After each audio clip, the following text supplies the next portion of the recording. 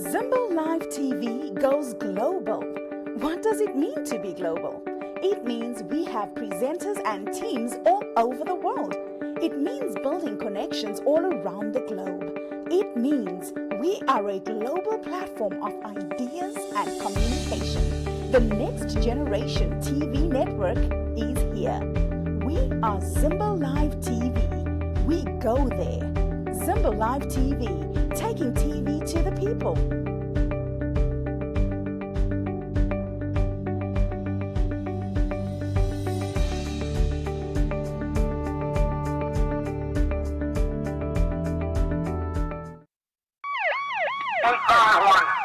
Go ahead and disregard the case. We got him at San on the Pacific. Out there. Taking out there. 25. Any news, Mr. Masocha? Any word? She started packing her belongings into her car, and this is when Mr. Douglas Tatua Furusa pounced on her. This is Vicky Storm reporting. We're live at the Old Bailey. All I know is he is a pedophile. He cannot just go. He might have managed to get away with it this time, but not next time. There's three more people coming up. Beauty Mchikora, Zimbo Live TV, Bolton. Mr. Nazare! Mr. Nazare! Mr. Nazare, say! Mrs. Masocha, Mr. Masocha. Don't touch me, please. Anything you want to say today? Mr. Nazare. Give me some money for the company. Beauty Mchikora, Zimbo Live, Huntingdon, Cambridge. Do you know what the allegations are? Sex offenders. It's all sex. He can't just keep his zip down. This is what we do here on Zimbo Live TV. We report from the ground. We go to where the issues are taking place. Zimbo Live TV. We go there. We tell the story live from the ground.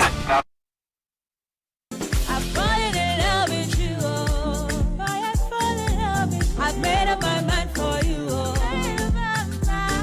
No matter the way that I deal with you.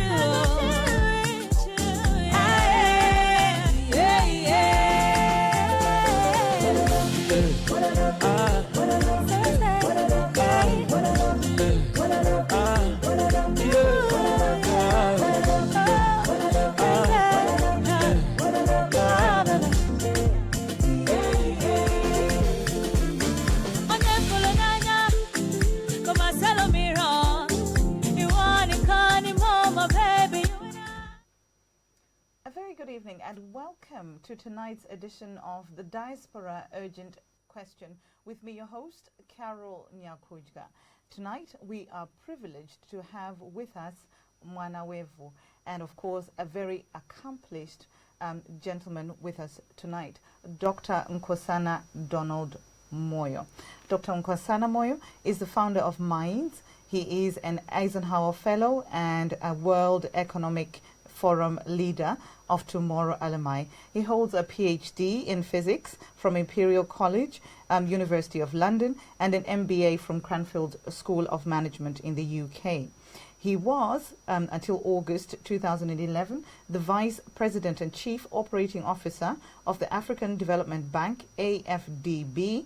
Before joining the AFDB, Dr. Moyo worked at Actis Capital LLP as Managing Partner for Africa business, and also served at the World Bank's International Finance Corporation as an associate director. In his native Zimbabwe, Dr. Nkosana served as Minister of Industry and International Trade, and in his long association with the World Economic Forum, WEF, Dr. Nkosana has served as co-chair of the Regional Agenda Council, RAC, on the future of Africa. He's also served as a chair of the Global Agenda Council, GAC, on population growth, and a member of the GAC on population dividend, and as well as deputy chair of Meta Council on inclusive growth. Dr. Nkosana Moyo is currently a non-executive director for NED on the following boards, which is Old Mutual, PLC, also Impala Platinum, Nisela Capital, and the Africa Leadership Institute. He was previously serving on the following boards, which was the Commercial du Rwanda.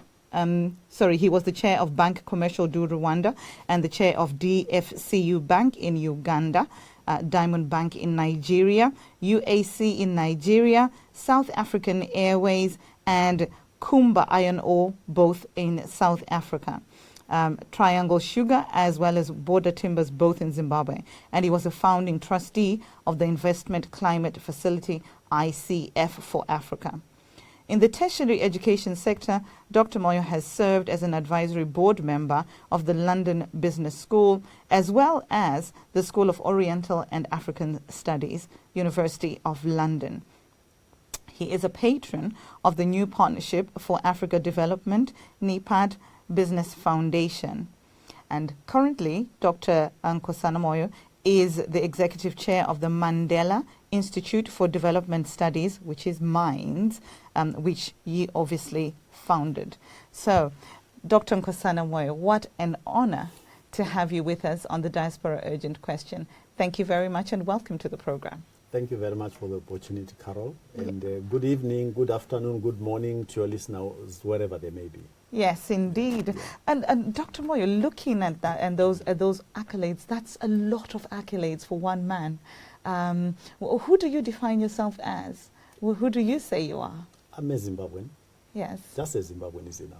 So you are just a Zimbabwean? Just a Zimbabwean. Oh, right. So that's an interesting way for you to describe yourself as just a Zimbabwean. So all of that is not necessarily how you view yourself, but you view yourself more as just a Zimbabwean. Just a Zimbabwean, but all of the things I've done have been very useful experience, and I would like to bring to bear on what happens in our country and how we create a different future for our country, drawing from those experiences. Right. But ultimately, I'm just a Zimbabwean. Ultimately, you are just a Zimbabwean. Yes. And of course, if you are joining us tonight on the Diaspora Urgent Question, please do let people know that we are here talking to Dr. Nkosana Moyo, who, as you heard in his own words, is just a Zimbabwean. Of course, he will be drawing from his own experiences, but it's an honor to be speaking to you.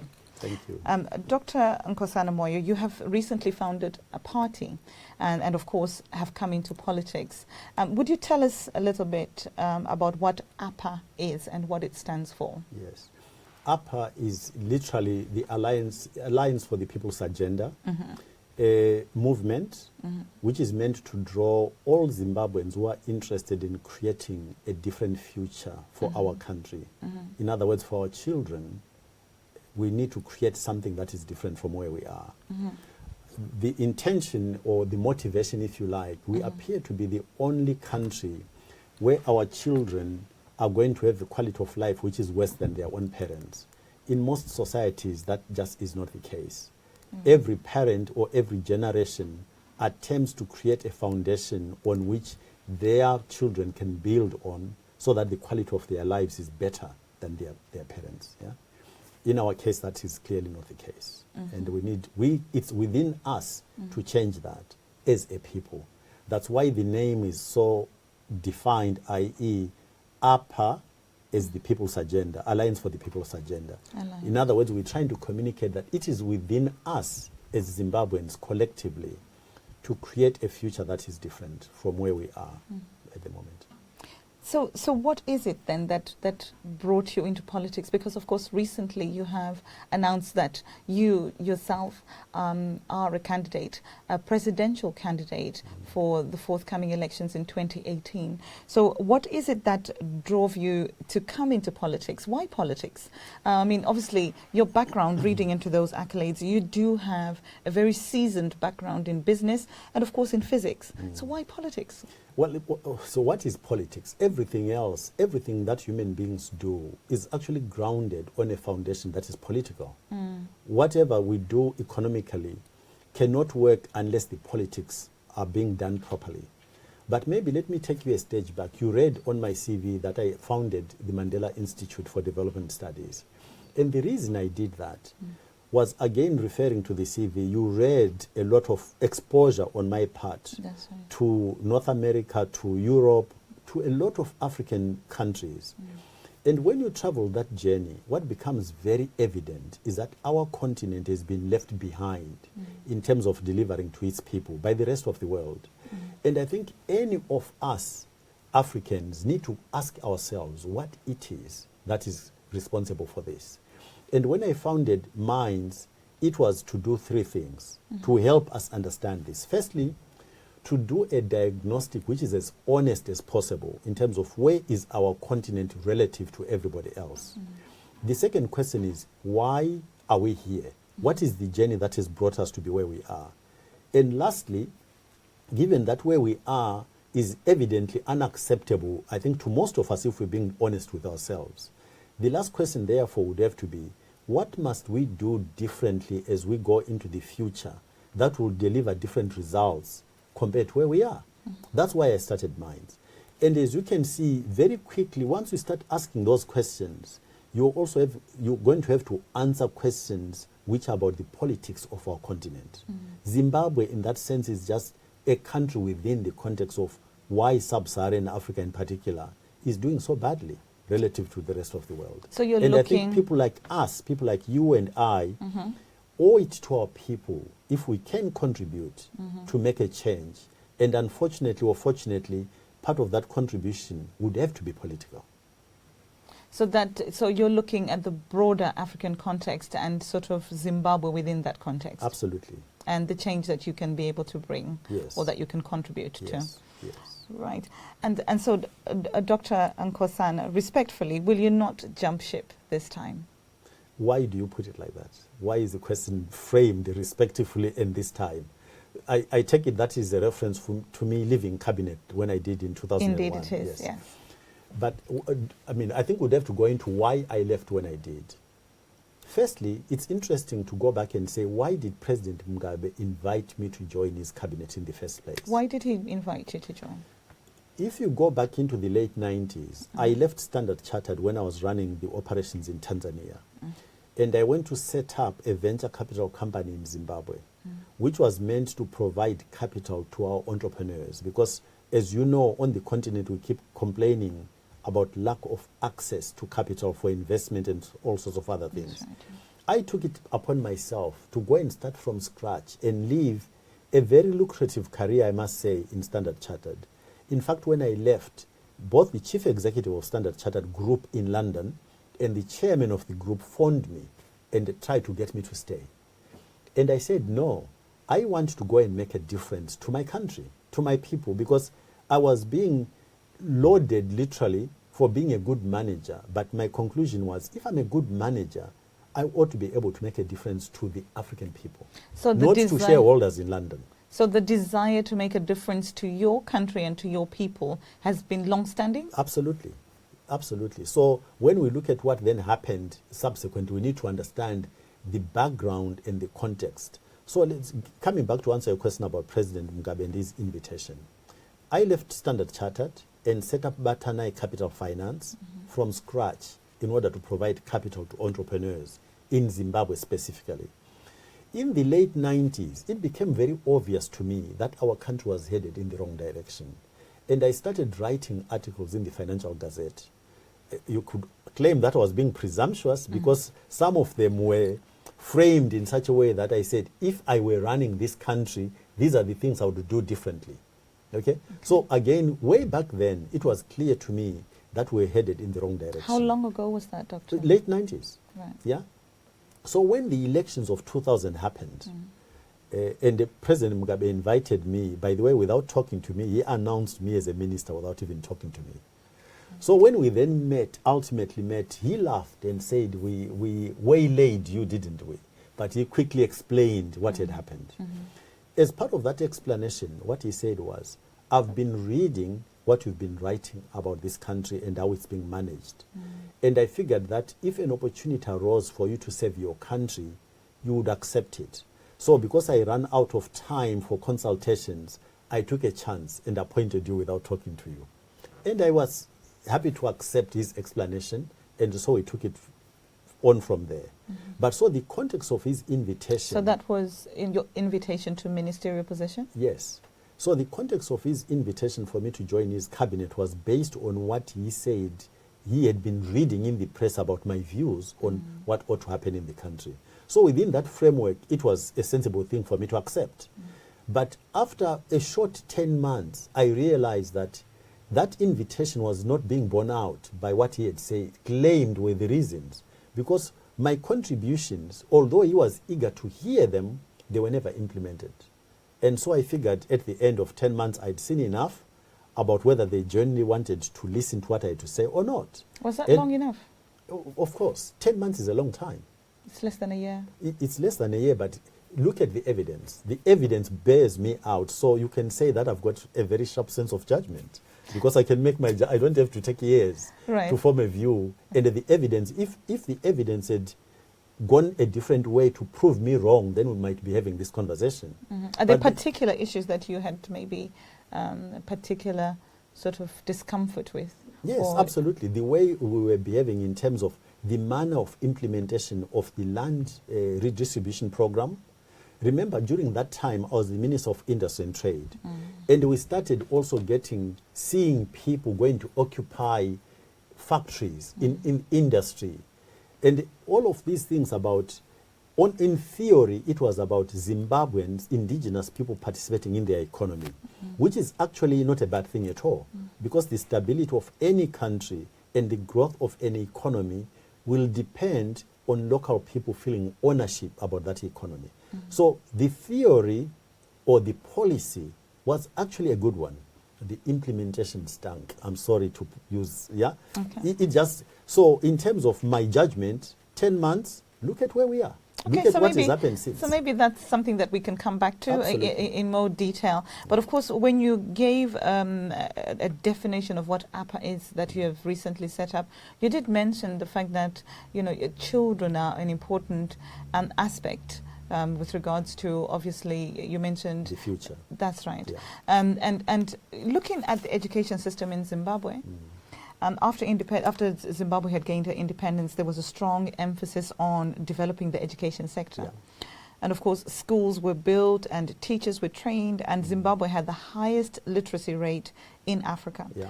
You and me know that all of that has maybe unraveled. Yes. It's unraveled. As it was meant to be.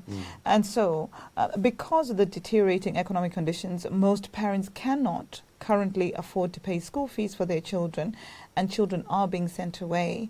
Obviously, the teacher-to-child ratio is very high. What is your government going to do to address the situation? So but what is behind? It's not just education. What is behind the deterioration in the service delivery within Zimbabwe? What is behind it is a collapsing economy. Two things, actually. A collapsing economy, which therefore does not create surpluses to invest in all of these other areas. So we are not investing in health, we're not investing in education, we're not investing in infrastructure, name it. We are not investing in it because there are no resources being generated in the economy, because the economy is not growing, it's actually shrinking. But attached to that, there is a problem. Let me just finish on this one because it's really important. Yeah. We've got a government which does not understand that the size of government itself has to be correct size to the size of the economy. So on the one side, we've got an economy that is shrinking. Yeah. On the other side, we've got a government that is expanding. And the government does not create any wealth. Government absorbs wealth. As a result, in terms of the tax take, which is actually quite efficient, surprisingly, 97% of the money collected by government goes into paying civil service salaries. So there is no money left to put into all of these other services. That's why we are where we are. So what are you going to do about it? Because it's fine for you to obviously do an assessment and an analysis on what is actually going on currently and what is not going on currently. But what are you going to do about it? So that's interesting. Remember when I talked about minds, I told you about a diagnostic. Before you prescribe a cure, it's important for you to really understand what is going on. I've just told you what's going on. Yes, you have. We've got a government that is growing and an economy that is shrinking, and therefore no resources left for investing in anything else. So it means the solution must lie in reversing those issues. A government must shrink and be correct sized. And then we must put in place policies that grow the economy so that we've got resources to invest in all of these services. So is that what is you, the answer. So Yeah, that is what you're going to simple. do? It is that simple. Okay. Yeah. That's fine. And so because of the deteriorating public school education, then there has been a mushroom of private schools in Zimbabwe. And many of these have been accused of being cash cows. What do you think about this situation and how will you address it? Okay. So what it tells us, it's interesting in terms of, again, how lucky Zimbabwe as a country is, but we're abusing this. What it tells you about the mushrooming of private schools is that Zimbabweans and the Zimbabwean parents, no matter how uneducated, understand the value of education. But the behavior of government has created institutions that can abuse that hunger by Zimbabweans to send their children and invest in education. The reason why our literacy rate was so high was not so much because of government. Yes, government provided the facilities, but Zimbabwean parents invested in their children and they pushed their children to go to school. That's why Zimbabwe had such a high literacy rate. And that is still true. Zimbabweans really, really understand the value of education. No matter where they go globally, you will find that we invest in education tremendously because we understand it is one of the key elements for families to improve their lot. But our government is not making it easy for us to do that. So yes, it becomes an easy trap for families who understand how important education is. They end up being taken in by sharks putting in place systems or institutions that don't deliver the product. And our government then lets them down twice. Firstly, it's not putting resources into education anymore. But secondly, and very importantly, it's not regulating the setting up of those institutions that have got no credibility. That is the responsibility of government. To license properly, to continuously inspect and make sure that citizens are not abused. It's a role of government. So you will license and you will inspect? Absolutely. You have to. I mean, what else does government do for us if they don't protect us as citizens against abuse by unscrupulous people? That is part of their responsibility. I mean, when many people of your generation and obviously the generation that is post-independence went to university and other tertiary institutions in Zimbabwe, they actually did not pay school fees and the government gave payouts. They were called payouts back then. And now students have to pay for literally everything in terms of obviously books, the actual education, and students from very poor backgrounds cannot access tertiary institutions. How is this going to change under your leadership? So firstly, just a correction. I'm older than you think. So when I went to school, we were paying school fees. Okay. Oh. Yes. Because so how old are you? Well, I'm 65. Right. Yeah. Okay. So, but again, we go back to the same issue. Why is there no money to finance education in Zimbabwe? Because government is paying itself for doing nothing for us. That's the problem. Government has not understood what its role should be. A government, amongst other things, must facilitate through a policy framework to grow the economy. Everything else comes from an economy that is growing to support all of these other good things that we wish for. If the economy is shrinking, where else is the money going to come from to pay school fees? Because when you say kids are going to school for free, it means somebody else is paying. It means our tax dollars ought to be going to pay for those school fees, right? But government is using our tax dollars to feed itself and not do anything for us. The compact between the citizens and government is broken down. Government is abusing us. I'm sorry to put it that way. Now you know the phenomenon of you drive on any road in Zimbabwe, you would think citizens in this country are so well protected by the police. Nothing can happen to us. But these are the same people now, instead of protecting us, they are looking for every opportunity to get the last dollar that you have. Yes, and maybe we'll have a discussion around that. No, but I'm just telling you that the resources that government is collecting are not coming back to the services that the people want. Right. So it revolves around this issue. where is the money going, which is being collected from us? It's going to pay salaries. What is government doing for us? Zilch. Zero. Yeah. So what will your government do to change that situation? Shrink the government. So let me give you some numbers. I have looked at done an exercise on a size of our country. We don't need more than 20 ministers, so more than 20 ministries, as an example. Okay? We don't need deputy ministers. You know why? Deputy ministers don't attend cabinet, point number one. Point number two, deputy ministers don't even act when a minister is away. Another minister acts.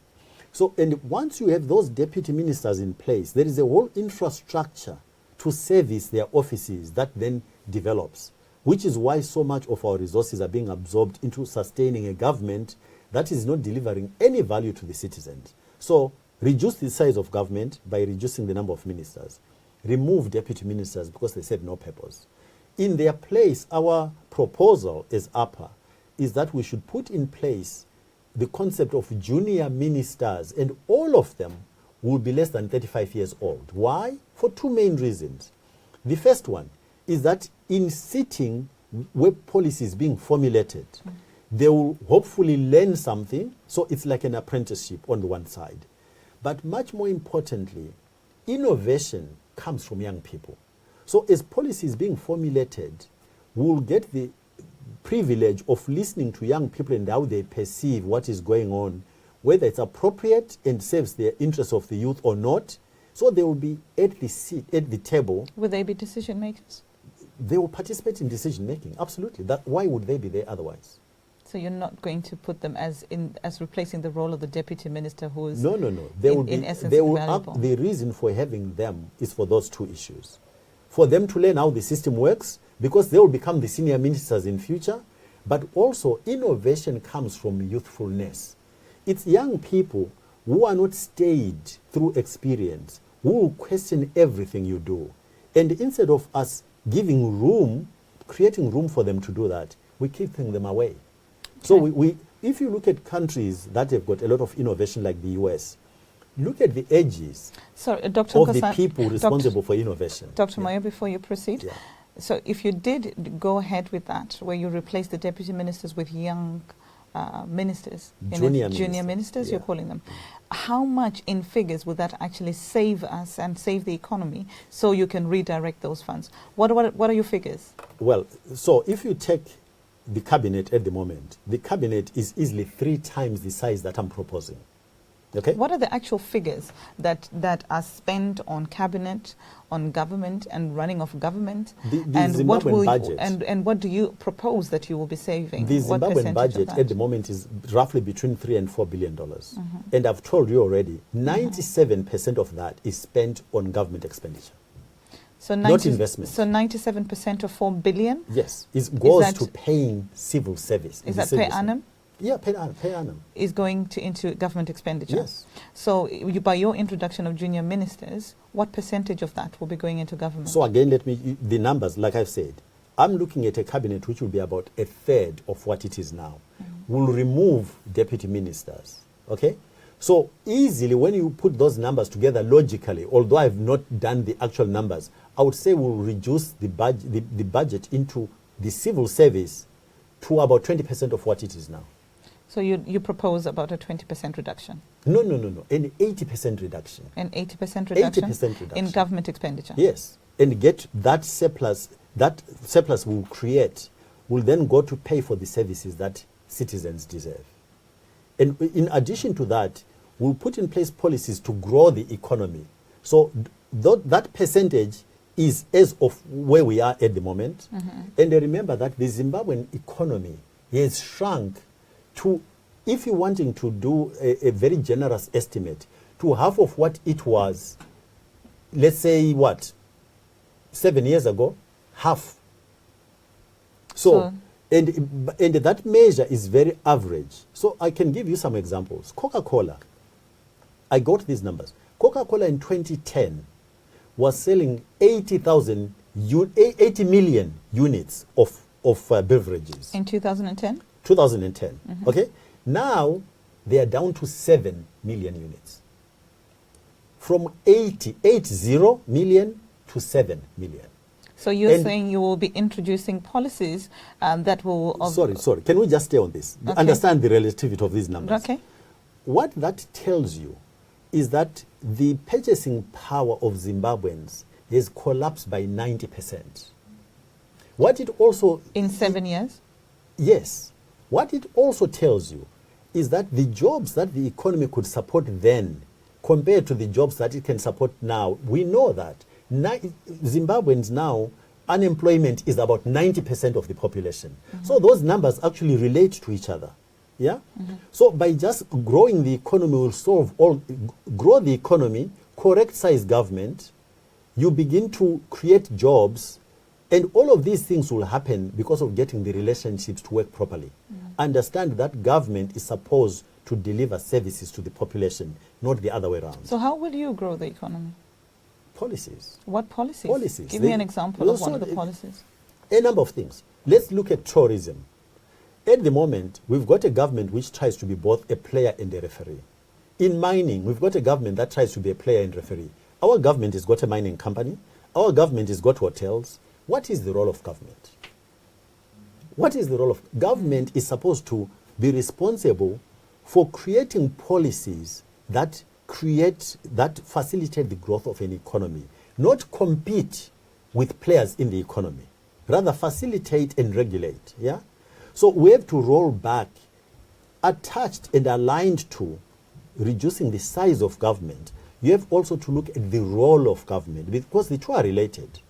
So I reduce it on the one side. Dr. Moyo, you have spoken about reducing the government. Yes, and change the role. And changing the role of government. And of course, you've alluded to policy change. Yeah. Now, with regards to policies such as the indigenization policy, what sort of, will you change policies like that? Indigenization policy as a policy is not a problem. I've already explained why. If you want a stable country, the citizens of that country must participate in the economy. There is no other way. If you don't get significant participation by indigenous people in the economy, you create instability. So indigenization as a principle is like land redistribution as a principle, is very logical.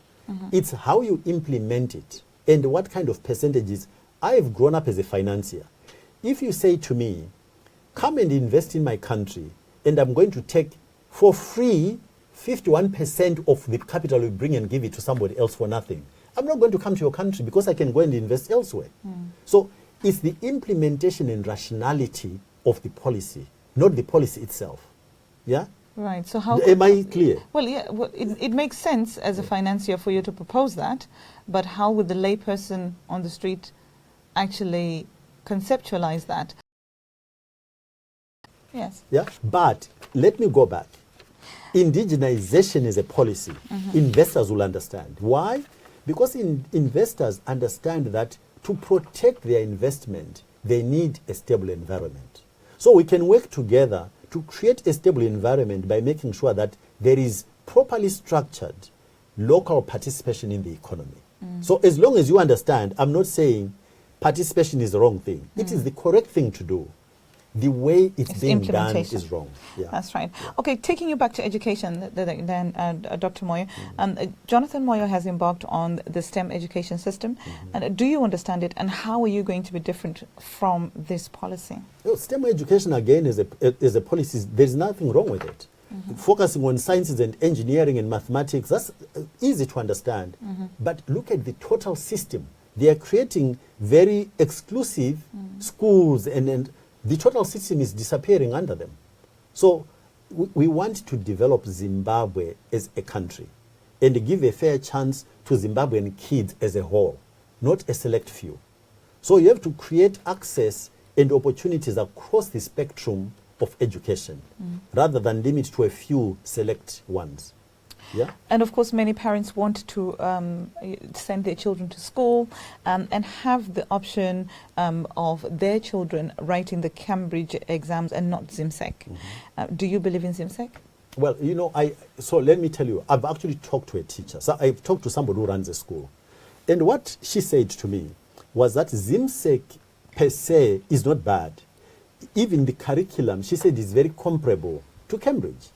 It's that there are no resources. Teachers have disappeared to go to South Africa where they're doing menial jobs because they're not being paid. So the curriculum of ZIMSEC, I was talking to a specialist, this is not from me. And she assured me that ZIMSEC, in terms of content and curriculum, is not bad at all. And she said it's comparable to Cambridge. The problem is resources. So our schools are not being resourced. The teachers have disappeared. They are not being paid. Even those who've stayed, they are moonlighting. In other words, they spend only a fraction of the time they should be spending teaching kids. They're spending the rest doing something else in order to make a living. So when you are president, are you going to encourage your family? Do you have any young children, Dr. Moyo? Yes. Well, no. My youngest is 19. Right. So, but would you encourage your family, your extended family, or those that are close to you to attend local schools in Zimbabwe? So, you ask, I think the question should be asked the other way around. Which is what? Would we institute quality of education where Zimbabweans can choose genuinely, see an opportunity and choose for other reasons whether they send their kids to local schools or not? And the answer is yes. But I think the principle of choice will have to be retained. But the quality of education in Zimbabwe will be put back to a point where that choice is real. But would you make a personal choice for that to happen? Say you were voted into power in 2018. Would you encourage or would you make a choice, a personal choice, for any of your close relations? But why not? I'm a product of a local education. Is there anything wrong with my education, do you think? Well, I would withhold my comments. So local education is, we can produce, we have demonstrated in history, we can produce quality of education as good as anywhere else. That's why Zimbabweans attained those levels of literacy. That's why Zimbabweans can go, even today from private schools, they go into the sort of the highly regarded universities anywhere in the world. We've got the capacity to commit and apply ourselves and achieve just like anybody else. All we need to do is make sure that our institutions are properly resourced to deliver that. And they can. And that goes for health. We can do it. There is nothing to stop us doing it except a government that takes resources and puts them in the wrong place. And of course, if you're joining us from home tonight, we have Dr. Nkosana Moyo, who is a presidential candidate for the 2018 Zimbabwe elections. And feel free to be joining us tonight and, of course, send in your questions to Zimbo Live TV. If you've got any questions that you would like to be answered tonight by Dr. Nkosana Moyo. And of course, Dr. Nkosana Moyo, moving on then to health and the health system. The health system of the Republic of Zimbabwe has all but collapsed under the regime of President Robert Mugabe, as people failed to access basic health care. Do you believe in a Zimbabwe where every citizen has access to health insurance through programs, or do you believe in a Zimbabwe where people have to pay for health insurance through medical aid companies? But so again, the tragedy of our country. We've got a head of state who clearly, because of age and other things, requires a lot of attention. And there is no institution in the country that they trust to go to. When they get attended to, they leave the country and go elsewhere. Whereas many Zimbabweans don't have that choice. Any self-respecting country, in my opinion, at least has to be able to look after its own leaders. Yeah? So if the head of state is unwell in South Africa, they don't go to another country for medical treatment. There are institutions within South Africa that they've made sure can deliver that.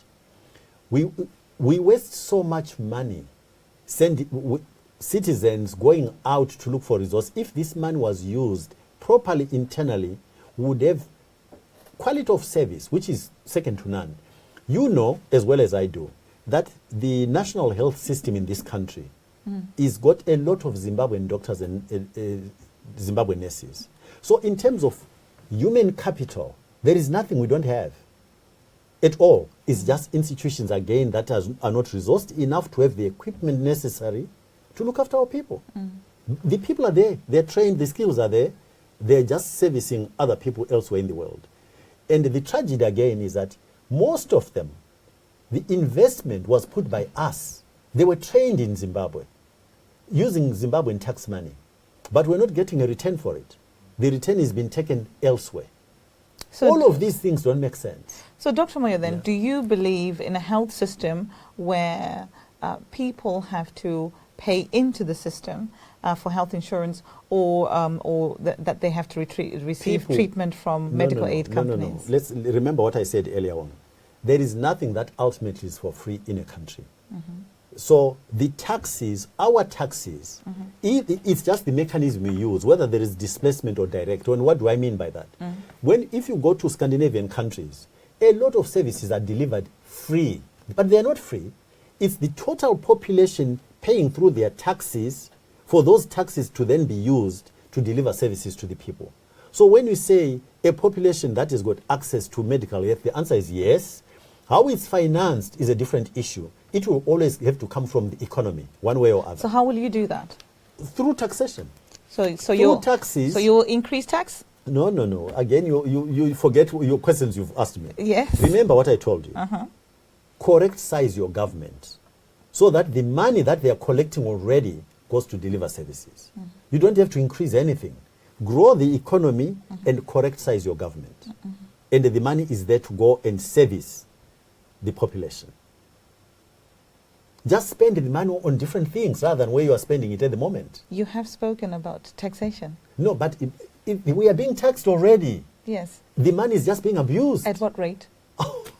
So what do you mean at what rate? At what? It differs. We've got what is called a graduated taxation system. Yes. Yeah. So it depends on how much you earn. Okay. Yeah. And so will it remain stagnant, or are you going to make changes? Taxes can remain exactly where they are. And deliver a different system? Yes, they can. And that is your proposal with APA? But, I get a bit concerned. You understand the logic, yeah? Well, so you've got a salary, or you've got a business.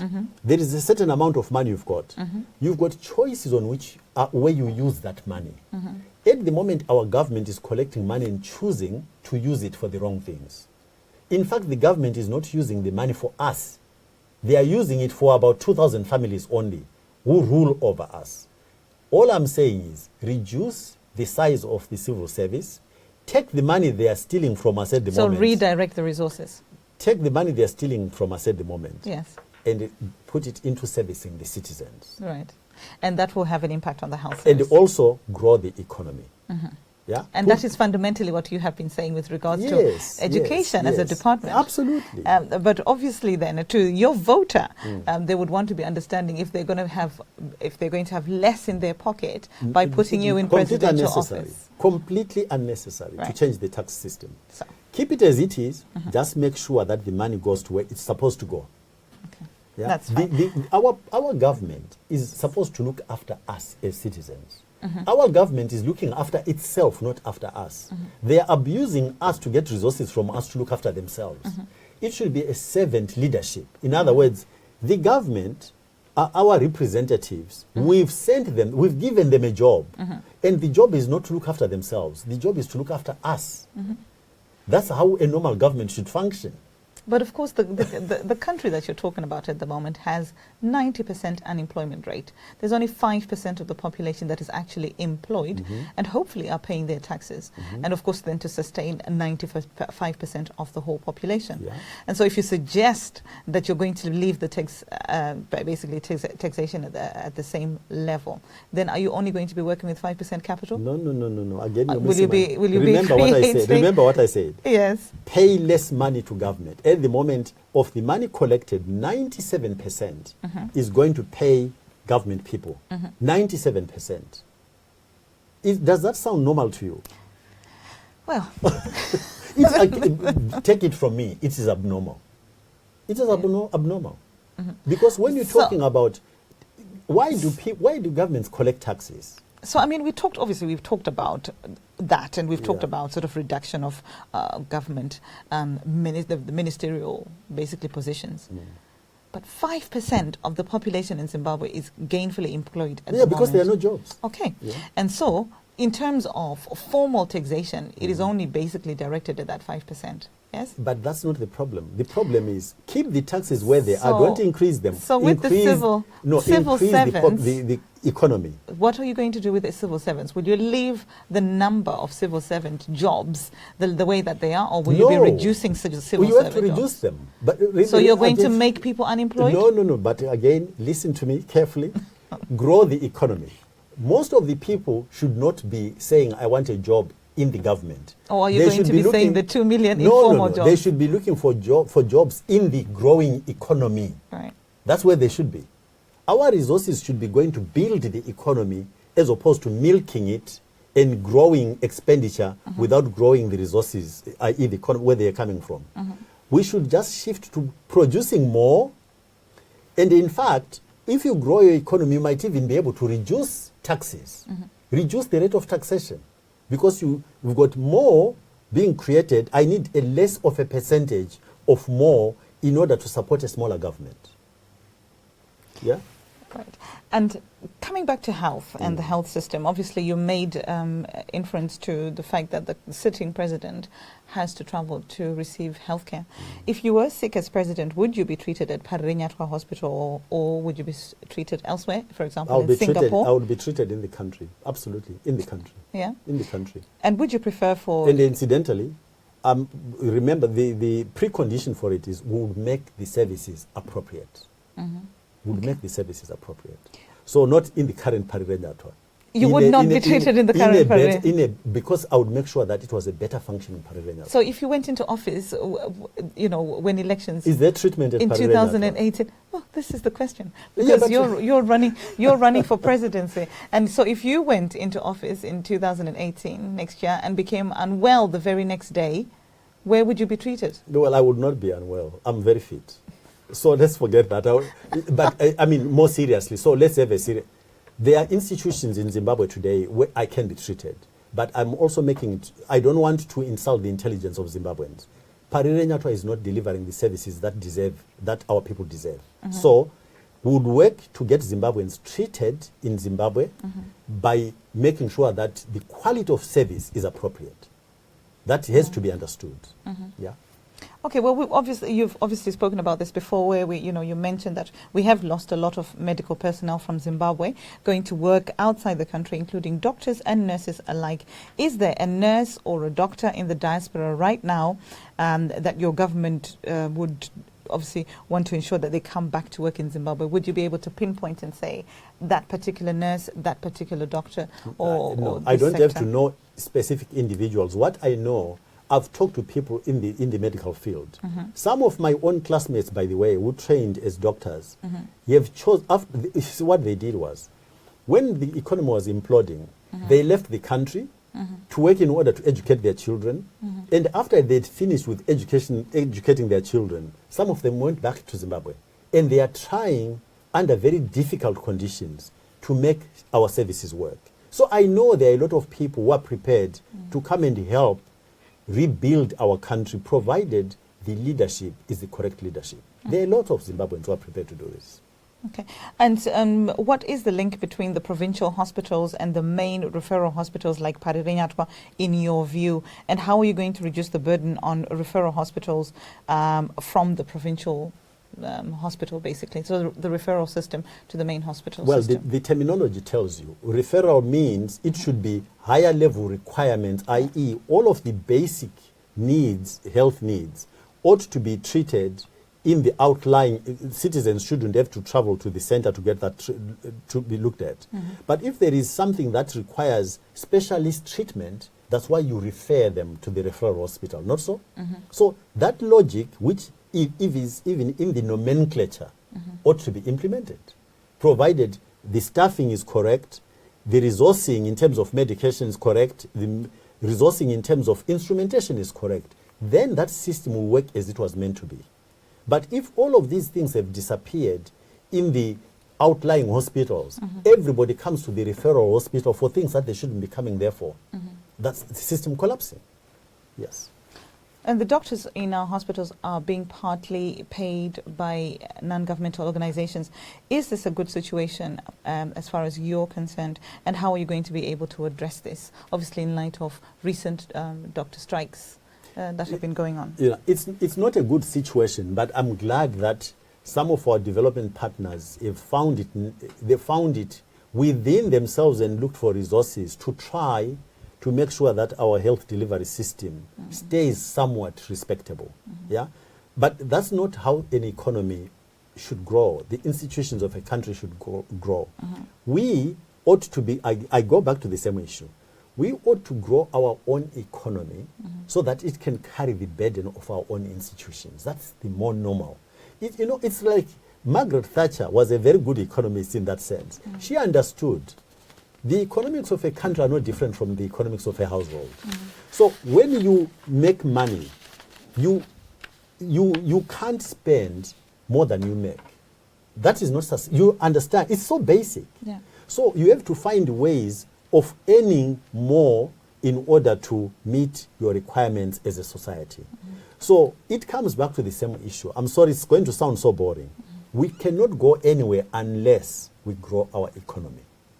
We have to grow our economy. So as an economist, that would be obviously the core. We have to grow our economy. There is no other answer. So can you give me some tangible examples? Because you have mentioned this but over and over and over. I've given you the numbers. Yes, you have. Our economy has collapsed to a point where it's lost 90% of the jobs it carried. Yes, but how are you going to be actually creating an environment that will be conducive for job creation and not be the type of politician that will return in 5 years and say, actually, we promised 2 million jobs. We didn't mean formal jobs. and then we meant exactly, informal jobs. Yeah. And so how are you going to be different in that respect? Okay, it's good for you to be suggesting that we need to be growing our economy, but how are you actually going to So break can it I down? give you a rather trivial example? Yes, because these things are actually not complicated. At some point, you were not married. I know that you are married now. Yes. And I'm sure that when you were considering getting married, yes, you looked at who you should get married to. And amongst those issues would have included, can you really look after me and our kids if we have them? Yes. Investment is very similar because there are competing geographies out there. So let's just take our neighbors. There is Mozambique, there is Zambia, there is Malawi, there is South Africa, there is Botswana. If I am sitting in New York or London and I'm looking for an opportunity to invest my money, I'm going to look for that jurisdiction which has got policies which assure me that if I put my money in, I can get it back. That's right. Other than my own management skills, there shouldn't be risk created by the government of the day to deprive me of my return. Yeah? So it's a competitive situation. Yeah. And we need to understand this. You can't say when next door a country says, you can come and invest in our country and you can keep 100% of your investment, or yes, we can create jobs, let's look at how we stabilize our economy. And then you say, I'm next door. By the way, if you come into my economy, I'm going to take away 51% of what you bring But in. you just suggested that there's nothing wrong 51%, with the indigenization but I told you policy. about implementation. Yes, but then of course then for you to suggest that, there's that comparison Yeah, within but there is. the geography and the context there of is. Sub-Sahara. But that's what you have to bear in mind. So when I come to look at your country, I'll look at what is happening in the other countries. Depending on what you sell me as a package, i.e., remember what I told you, investors will understand and invest in stabilizing a country. It is in their interest to stabilize a country. Dr. Moyo, I put it to you that would you be making any alterations to the indigenization Yeah, policy? the answer was yes. You said no. No, You said there's nothing wrong with the indigenization the principle, policy. but the implementation is wrong. That's right. Yeah, but so what am I not saying? So now you're suggesting that in comparison to your neighbor, what you're now saying is if your neighbor has got 100% investment for an investor and you are suggesting that you'll be taking away 51%, then there's got to be that disparity. Let's say it slowly again. Yes. Okay? The issue of indigenization is like taxation. I'll assess, it's like a price I'm prepared to pay. Okay? I'm prepared to pay a certain rate for the return I get and creating an environment that is not going to jeopardize my investment altogether. So if the pricing is such that I can see the value that you're asking me for stabilizing that environment, I'll pay it. And I can assure you 51% is not it. Okay. It cannot be. Right, that's Yeah. fine. I hope that is clear. Well, somewhat clear. Okay. And Dr. Moyo, Psychology Mazirisa recently said that ZANU-PF had achieved more than 2 million jobs in the informal sector. How are you going to beat this? Did he achieve that? Well, he So suggested that on he the did. one hand, you were saying he said we'll create 2 million jobs, and we didn't mean that they are formal. And he's saying if you go sell tomatoes by the roadside, I created that job for you. Yes. So I hope that I won't insult the intelligence of Zimbabweans. We'll create real jobs as opposed to you go look after yourself and then I say I created the job. Yeah. What we are won't you- do that. Okay.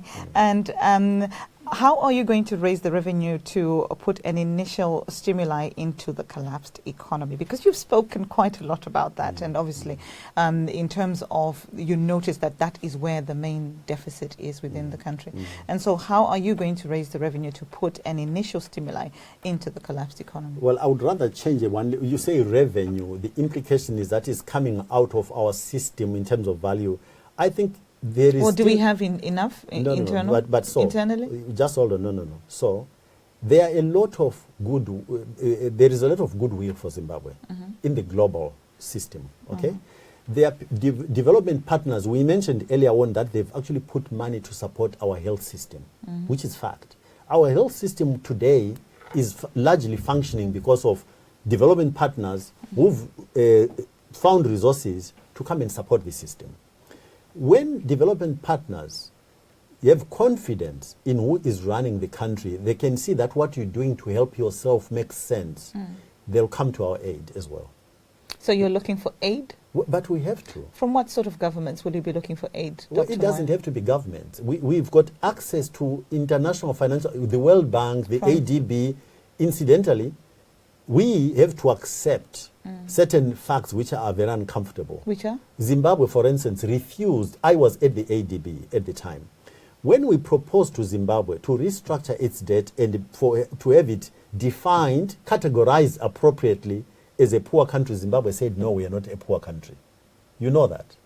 Would you define our country as a poor country? But of course it is at the moment. Economically? Go and ask any Zimbabwean on the street and see what they will say to you.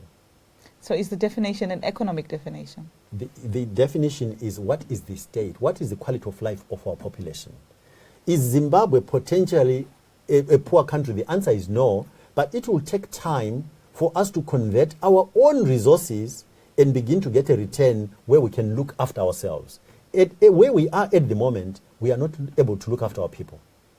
So we have to eat humble pie and engage with the international community, with the development partners, and get them to do what we just suggested.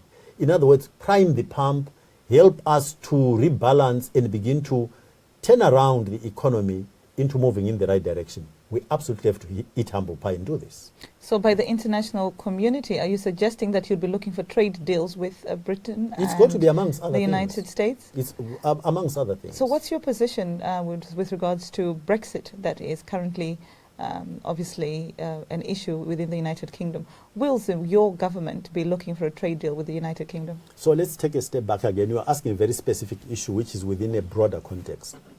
The world at the moment, we glibly sometimes use the context of a globalized village. It really is a globalized village. So a country's foreign policy has to take account of the fact that we are establishing relationships which have got to be mutually beneficial. Yeah?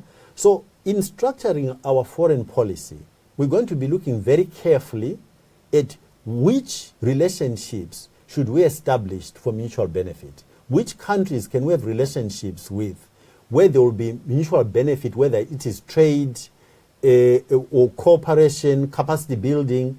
All of these things will be part of what we do. Secondly, we've got representations all over as part of correct size in the government.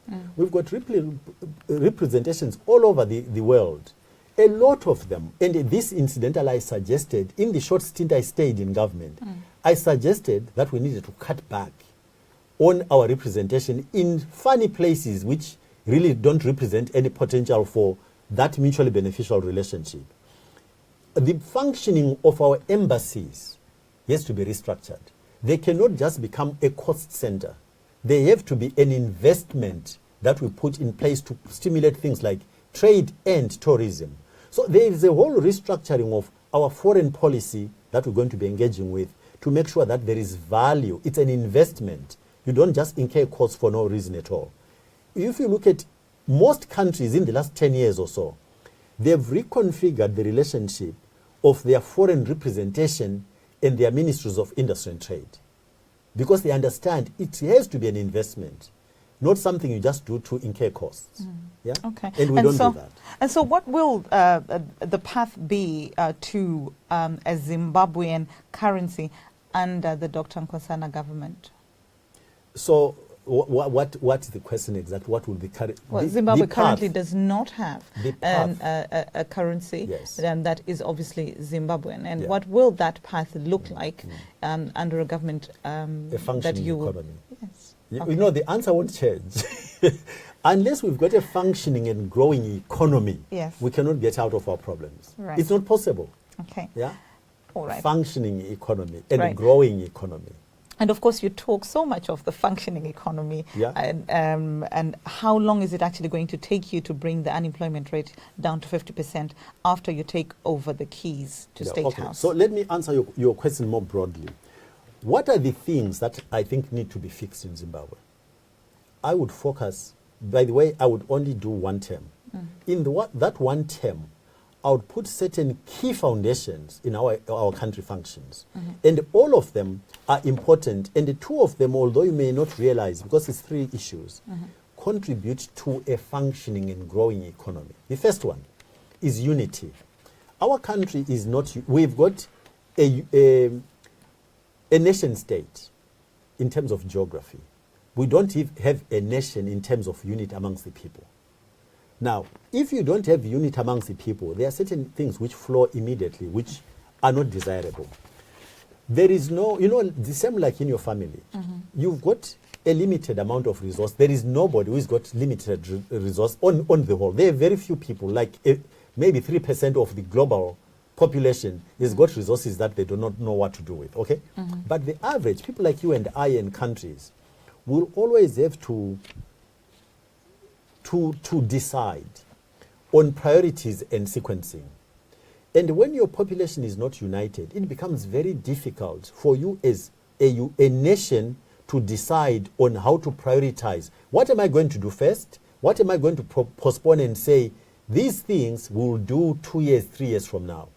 But when we are united, we can make those decisions. We understand the concept of sacrifice now in order to get a return later. Yeah, we can agree all of that. Yes. So unity is imperative for us to be able to do that. The second one is democracy, and I'm going to define it very specifically. Consolidation of democracy. We've got institutions that are meant to be institutions of state, which at the moment have been captured by a political party. Which are these? The judiciary, the army, the police, the intelligence services. And we should, Zimbabweans now, probably every time you mention these, they get afraid of them. They think you should get rid of them, but you can't. Every state needs them. What has gone wrong in our country is that they are being used to protect a party as opposed to protect a country and its citizens.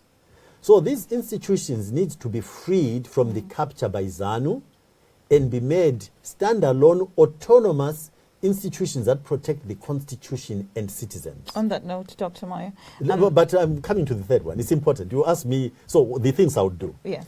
So unity, consolidation of democracy by creating genuine institutions of state that protect the people and the constitution. And these two lead very directly into citizen entrepreneurship, where citizens and the relationship with their government restore their trust in the institutions of state and government. And then Zimbabweans will work to build their own country. And our economy will grow. And that will bring about growth in the economy. Yes. Okay. Yes. And of course, in the Zimbabwe, the current Zimbabwe under the rulership of President Robert Mugabe.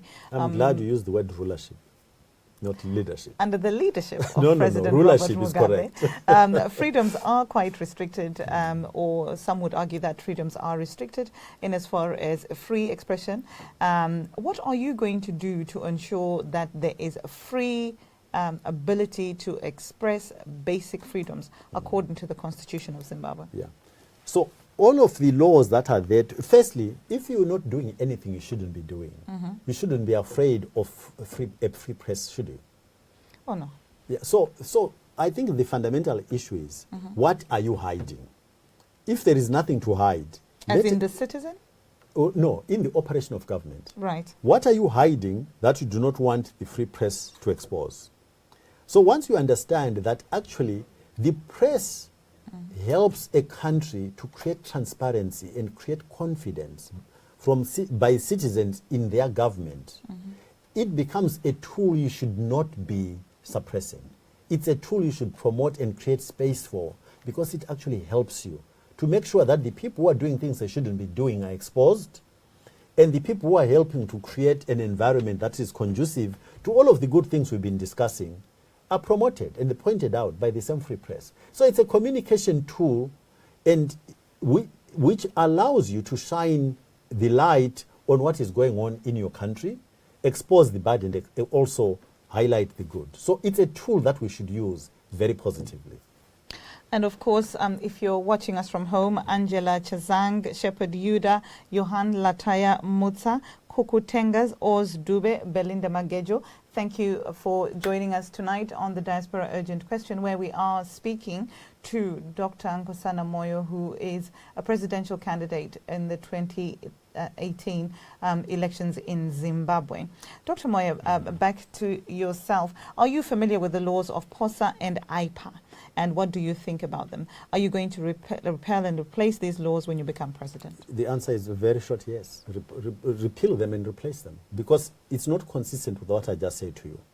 Why be repressive on the press when it's a tool to help you expose things that should not be happening and also highlight the good things that are happening? Why would you do that?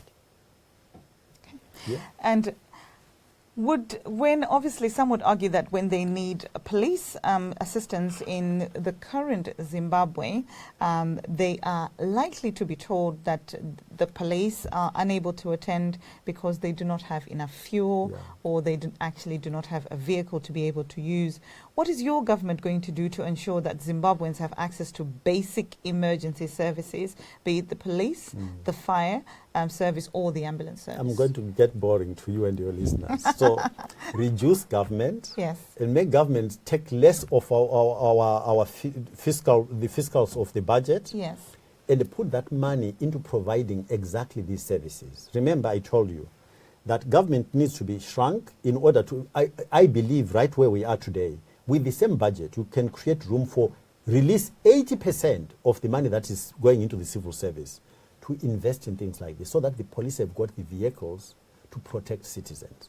But what is also necessary is that the police need to be retrained to understand their job properly. In fact, as an anecdote, I was stopped once by a policeman who was clearly bent on finding some fault with my car, which was in very good condition. And I have to tell you that I looked at him in the face and I said to him, did you know who you were? I don't think so. I don't think he did. But I was interacting with him on a very factual basis. I said, you know what? You are stopping my car, which is clearly roadworthy. And you are the same policeman who let combis that kill our people every day. They are not roadworthy, and you know it. I know it, but you let them get on the road and kill our people. And you know the reason why? Is because you are corrupt and you're getting money. And I say to him, I hope that whilst you're doing all of this, you don't forget what it means to be a real policeman. You know what he said to me? It was fascinating. What did he because say? He knows it. He said to me, I hope it will happen in my lifetime. He didn't deny it. He knows he is not practicing his profession the way it's supposed to be practiced. He knows he's been put in a corner where he's doing things he should not do. And in that answer, almost like there was an implication that I also would like that to happen, for me to one day become a real policeman and look after people. So on that note then, will you be keeping the police service and the security sector as it is when you win the 2018 elections? Not as it is, no. I've already answered that. And what will your changes be? No. Retrain them so that they understand what their real job is. Firstly, they are not policing for ZANU. They are policing for Zimbabwe and looking after Zimbabwean citizens, not members of ZANU, the party. That's a huge change. Their attitude also is they are looking after and not punishing citizens. They are not there to fleece citizens. They are there to protect the laws that belong to us. Remember the process. We elect MPs. They go into parliament and legislate, representing us. And the laws they put in place are supposed to be good for us as a society. So those laws, if they go and protect our society using the laws that they have done it for us. Remember, we're doing it through them. Okay? These are our laws, and they are supposed to implement and protect and regulate our interactions amongst ourselves. That is what their job is. But what they're doing today is that they look at you and I as a source of income to go and feed the civil service, or to be more precise, to feed ZANU. Not even the civil service broadly defined. This is wrong. And the policemen themselves know this. That's what that answer said. I hope it happens in my lifetime, he said. So will you be making changes to the leadership of the security forces and the police? I will be making changes to the way they do their work. So you'll not change office, you'll change implementation. Okay. You take me to another issue. You as a Zimbabwean, when you go back to your country and look for a job, I hope you'll understand that the only thing you need is to be technically qualified to do the job you're looking for, and be a Zimbabwean. Those are the only two conditions. So the people who are in the police force today and in the army today, in the intelligence services today, are Zimbabweans, right? They are Zimbabweans. They need a job, but we want them to do the job properly. So will you be able to teach this? No, wait. We have agreed they are Zimbabweans. Yes. So they also need jobs, right, as Zimbabweans, to feed their families. Our only demand on them must be that they do the job properly. So you will keep existing teams and teach them a new way. But what's wrong with that? Are you going to be able to implement that, Dr. Moyo? Why not? I've got faith in Zimbabweans. Naturally, when a government changes, you would expect that the team would be changing along with the government. No, that's the mistake we in Africa we make. Every time there is a change of government, we try to replace everybody who is in the system. That's not what we should be doing. So essentially APA will become ZANU. No. That's not what I'm saying. And this is such an important issue. When we change governments in Africa, what we should be doing is looking at people who can do the job, who are in the job, and keep them. Retrain them if necessary, so that the attitude, there is a different issue. There is an attitude issue and there is a technical competence issue. Are you suggesting, Dr. Moyo, that you will be retraining Constantine So Chiwenga? are you suggesting to me that we should just go and dissolve the whole civil service and train new people? Dr. Moyo, are you suggesting that you will be retraining people like Constantine Chiwenga? No, I'm not going to go into individual names. So essentially you will keep existing teams? The approach is going to be, these people are Zimbabweans. We want to build on what has been done before. Those who can do their jobs will lose their jobs. Those who can be retrained will be retrained. And that's the responsible way to run a country, in my opinion. Yeah. Dr. Moyo, moving on. You spoke of the police officer who said, I hope it happens in my lifetime. Yeah. In the Zimbabwe of President Nkosana Moyo, how much bribe money will a citizen need to pay to a police officer to go away scot-free? Zero. Zero. How would you ensure that there's zero bribes? So do you know that there are countries where, so if you go to a country like Rwanda, you know that there is zero tolerance for corruption. So if it can happen anywhere else in the world, why can it not happen in Zimbabwe? How will you change the culture? So are you trying to suggest to me that you think Zimbabwe is a lost cause? I'm asking you a question, Dr. Moyo. How will you change the culture? By making Zimbabweans understand what we need to do, and by making sure that those who are caught doing what they shouldn't do absolutely pay for it. And the best way for me to illustrate this is that the first people I would sit around a table to make them understand that there is absolutely no tolerance would be my family. Because what I've observed on our continent is that the subversion of government and services and meritocracy and the introduction of corruption normally happens through the family. So if you let your own family members get corrupt, it completely undermines your capacity to go to another person and say you cannot be corrupt. So the first people I would make understand, if you do something you shouldn't do, you're going to go to jail, would be my family. And once I do that, everybody else will understand. Nobody's above the law. Speaking of your family, Dr. Moyo, your father is Shona and your mother is Ndebele. What is your stance on Gukurahundi and how are you going to address the aggrieved parties? So my view, and I've stated this many, many times because the question keeps coming up. You know, my view is that there is only 24 hours in the day. We've got a country that is where all the relationships are broken between the citizens and their government. The institutions of government are not to be trusted. We don't trust them. And if you start trying to rebuild the past, where are you going to start and where are you going to stop? My view is that I would like to appeal to my fellow countrymen that when you elect me, the challenge you are giving me is to build a country where those things cannot happen. My proposal is we draw a line in the sand, literally, and say, I want to forget what happened on this side of that line in the past.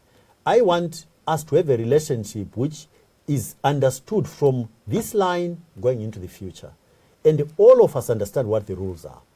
You break the rules, then you give me permission to look at what you did in the past. You don't break the rules, we build a new Zimbabwe. That is my own opinion. Because my observation is that, you know, when you look at people who engage in retribution, all you do is fester another cycle of retribution. That's the way it always happens. So you think I'm revenging today.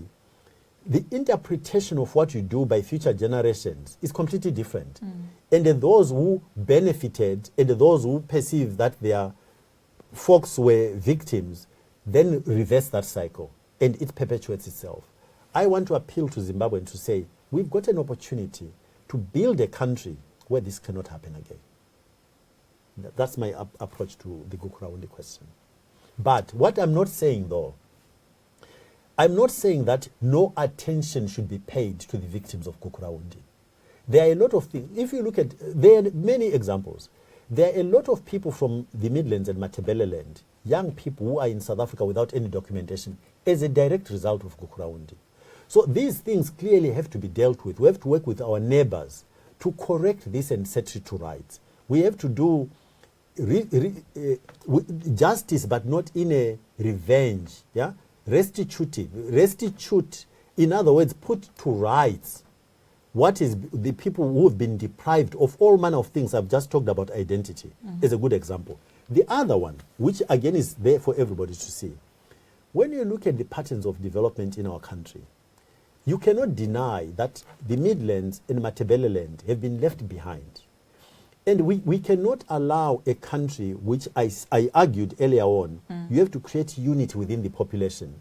But if I am a Zimbabwean and I live in a part of the country where I can see that I am not being paid attention to, you can use whatever words you like. I will feel and know that I'm not included. All of that has to be removed. It has to be changed. So that's how we should build a different future for our country. Not by looking back and trying to punish people, because like I said, it always creates another cycle of violence. Yeah. And of course, if you are joining us from home this evening and joining into the Diaspora Urgent Question with me, your host, Carol Nyakujga, we are speaking to Dr. Nkosana Moyo, who is a presidential candidate in the 2018 elections in Zimbabwe to be held next year. Thank you for joining us, Oz Dube, Jimmy, Shepherd Yuda, Tafazwa Chims Moyo, Wendy Sapphire, Maria Piri, Linda Kamuruko Chofamba Sitole, Shepherd Yuda, Fran T. Mush. Thank you very much for joining us, and of course, do continue to send in your comments and get an opportunity to be able to get your views to Dr. Moyo. And so moving on then, in relation to migration and the diaspora, Dr. Moyo, do you know how many people are living in the diaspora at the moment? Well, there have been lots of estimates. People will tell you, they keep coming up with this number, 3 million people. To be honest with you, I don't think anybody knows. So let's use the popularly used numbers, because I think the fundamentals, the substance of our conversation will not change. Whether it's 2 million or 3 million or even 4 million will not change some fundamental issues about how we treat our diaspora. Yeah? And why the diaspora is so large.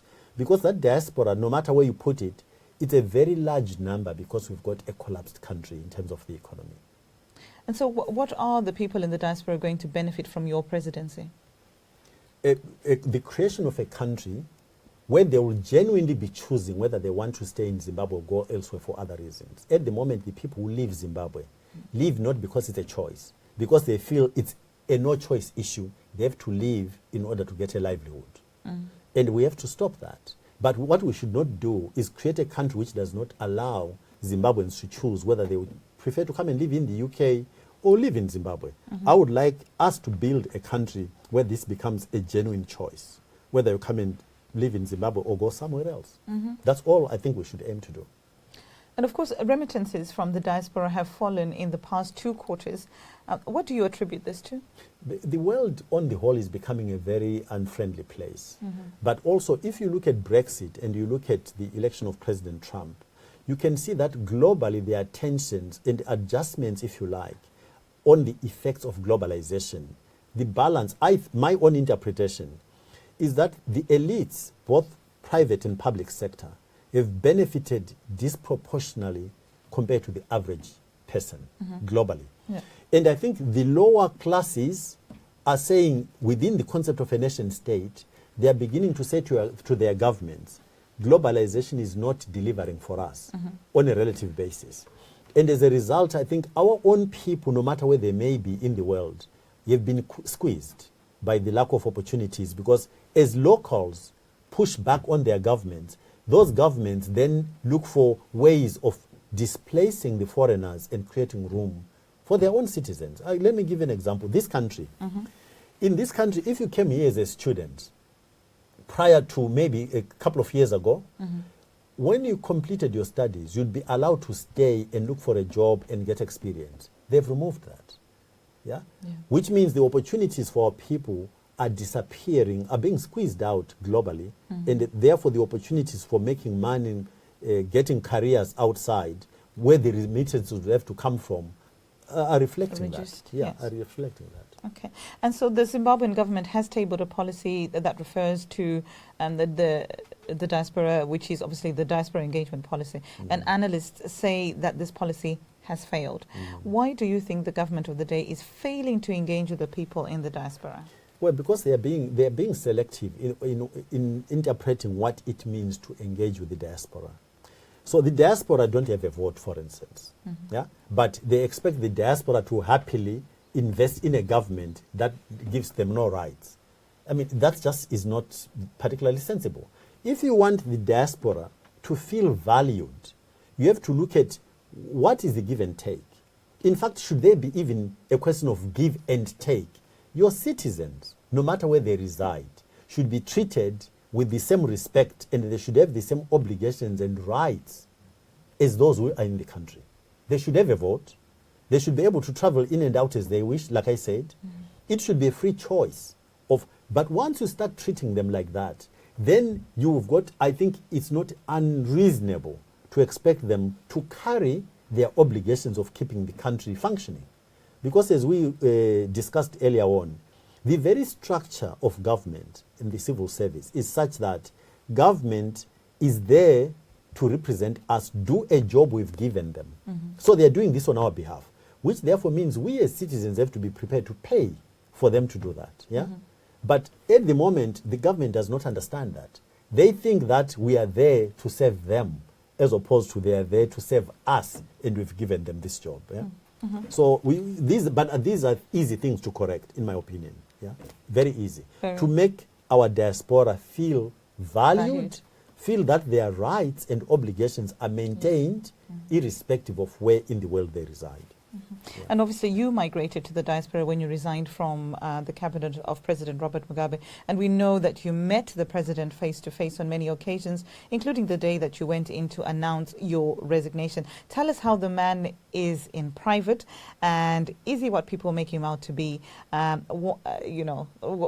did you have to go into the diaspora instead of continuing to work in Zimbabwe? Well, you're asking a question which is so multifaceted. What do people make him out to be?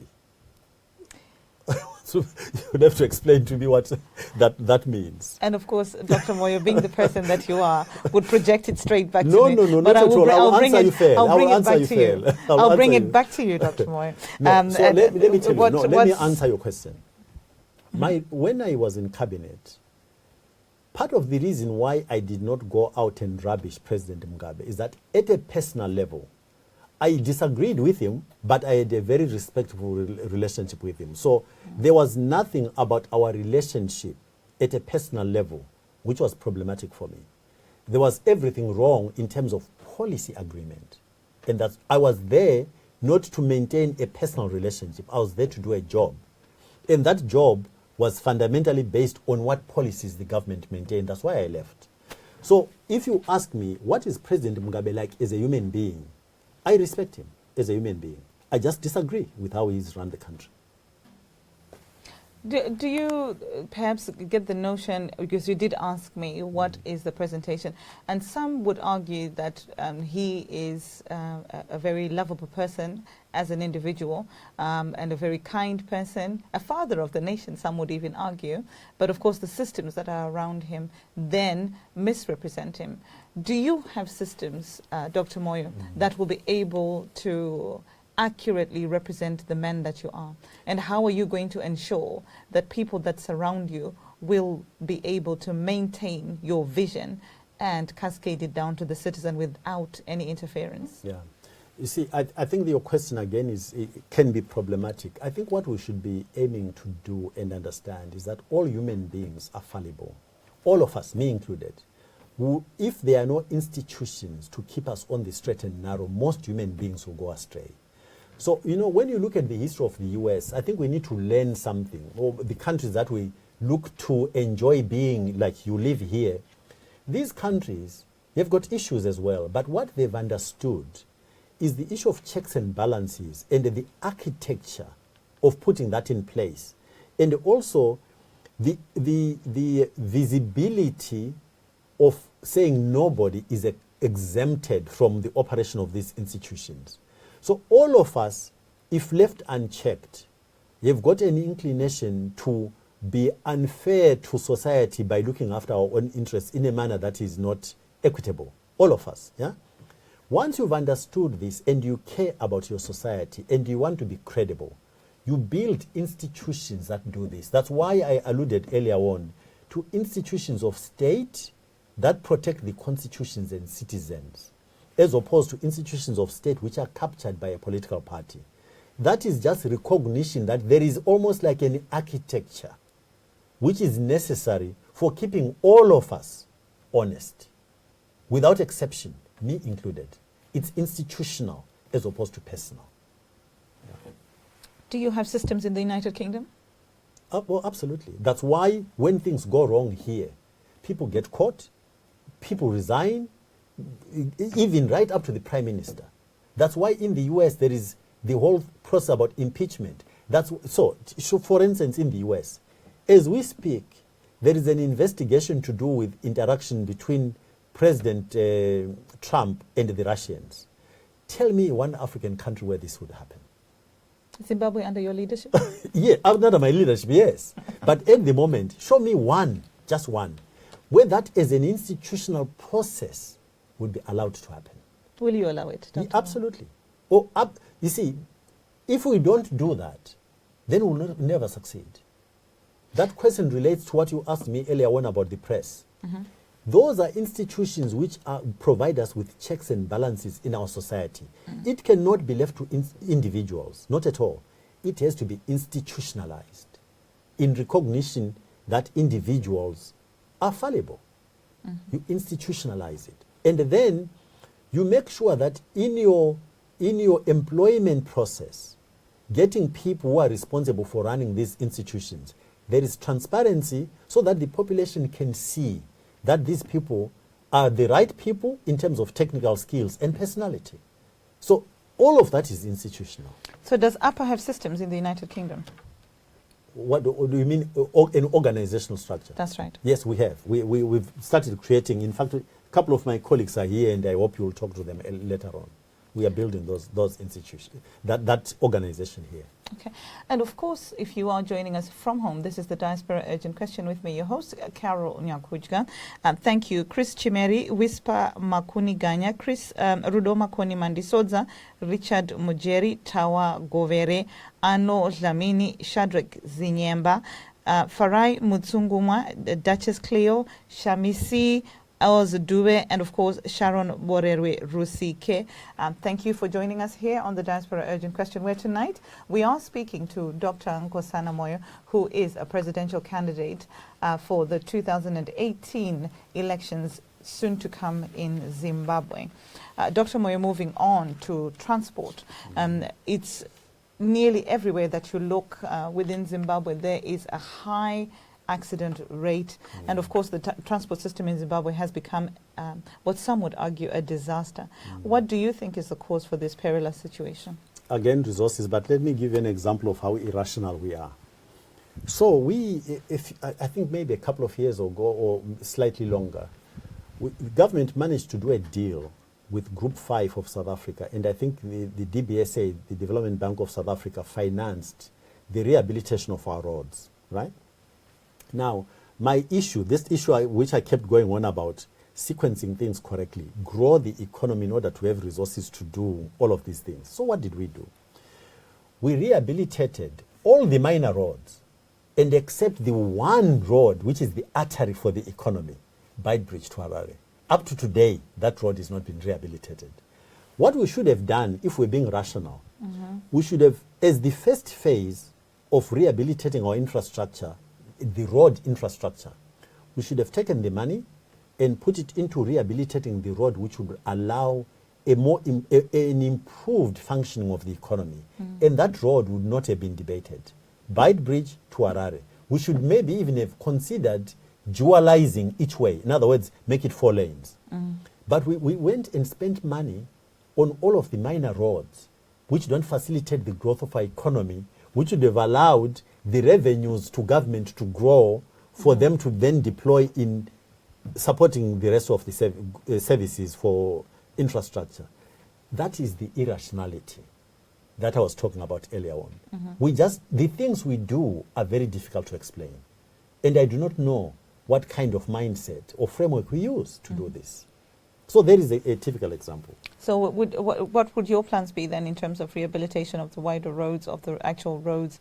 Would you be targeting what you're saying is the artery? Is that what your proposal would be? Our economy is supported by that road. So you would have thought if you are interested in growing your economy so you can then support your spending, investment into the economy, you look at the high growth or high return elements of your infrastructure and you look at those first. The railways. The railways provide you with a bulk movement of goods at a cheaper cost. Our railways have all but disappeared. So there is no rationality in terms of the things we do. None whatsoever. I've been made to believe, I don't know whether this is true, but I saw pictures. Air Zimbabwe is serving no purpose. It often flies into places like South Africa with 1 or 2 people on board, burning millions of dollars of fuel. And of course, we've just gone ahead, I gather, and bought 3 more wide-body jets. Please. So do you have plans then to resuscitate the airline, and how do you intend to do this? So my view is that, yes, there is a role for the airline, but I would also open up for the private sector to compete with that airline so that either it genuinely has got a role to play or it's got none. But I would prioritize. Air Zimbabwe takes routes to go to Europe and China and Asia and so on and so on. I would look at what is Air Zimbabwe there to do in an economic sense. Other people can fly long-haul jets into Southern Africa. Air Zimbabwe should be trying to help tourists access our country from the sub-region. So if you create a very strong Air Zimbabwe between Joburg, for instance, as an example, and the Vic Falls, you know there's going to be traffic. A lot of Africans actually would like to come and visit Zimbabwe if we started up our infrastructure properly. So I would look at Air Zimbabwe does not go to Nigeria. South Africa Airways does. Why? So when you look at the way we decide on how we deploy assets which are meant to be investable assets, which should give us a return into our economy, we put them in places which don't make sense. So you're suggesting that the lucrative routes maybe unlike the Zimbabwe to London route would be more sort of the intercontinental? I can guarantee you that given the state of our airline, people are going to fly into Joburg and then come up using South Africa Airways and British Airways rather than use Air Zimbabwe. It will take a long time for Air Zimbabwe to regain confidence in the traveling public. We have to earn our credibility again, and it will be a long haul. Again, in terms of prioritizing and sequencing, I would start with feeder routes within Southern Africa, make sure that we operate sensibly, and rather than say we go to wherever, these far-flung places where every consumer will say, actually, that other airline is more reliable. The president won't wake up one day and say, I want to travel, and it will be taken out of schedule. It will actually be there to take me to my destination when I planned to get there. Dr. Moyo, how will you be traveling? What do you mean, how I will be traveling? When you are elected into government, how will you be traveling for overseas countries? What will your policy be in that area? So maybe let me, rather than speculate, let me give you an example of what I did when I entered the cabinet, because I have actually practiced this. Yes. So when I got into cabinet, because I interacted with people and diplomats, I became aware that our government was taking donor money, because our country was supported by donors to a significant level, would take donor money and use it to buy first-class tickets for ministers and senior civil servants. And the diplomats from the countries which were giving us this money never traveled first class, never. On long-haul flights, they would buy business class tickets. On shorter haul flights, they would fly economy. We, as a recipient of donated money, will take some of it and put it into buying first-class tickets. So when I met the president, when he appointed me, I said to him, I asked him this question, and about why do we buy tickets, first-class tickets and so on, and his answer was, but everybody wants to do this. And I said, Mr. President, with all due respect, I will never take government money and use it to buy a first-class ticket. And I said to him, I will use government money to travel business class when it's long-haul flights, and anything below 3 hours, I'm going to travel economy. I'm the only minister who did this. And not only did I do it at a personal level. Did it? Of course I did it. And to be fair, my whole ministry, I implemented it for my whole ministry. And at the beginning, I thought I might have a revolt on my hands, but it didn't happen. My colleagues in the ministry actually appreciated us behaving in a manner that was much more sensible than us being, literally making ourselves a laughing stock of people who give us money for economic development. We take that money and go and buy first-class tickets, when they themselves, the people who gave us money, didn't even do that. So as what rationality? As president, will you be traveling economy? I might do that if we can't afford it, yes. When I travel on my own now, that's what I do. If I can't afford it, I travel economy.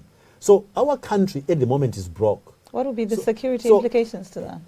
What difference does it make? You fly on the same aircraft whether you're in front or at the back.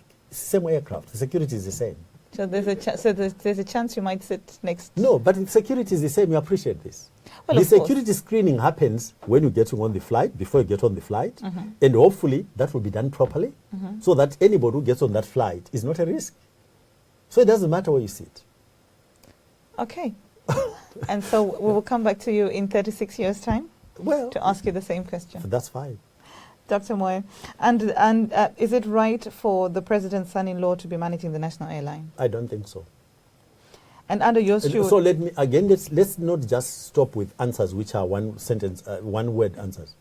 So if you were the chief executive of Air Zimbabwe, and the president's son-in-law was serving under you, and he was not performing, do you think you'd really have the capacity to performance manage him?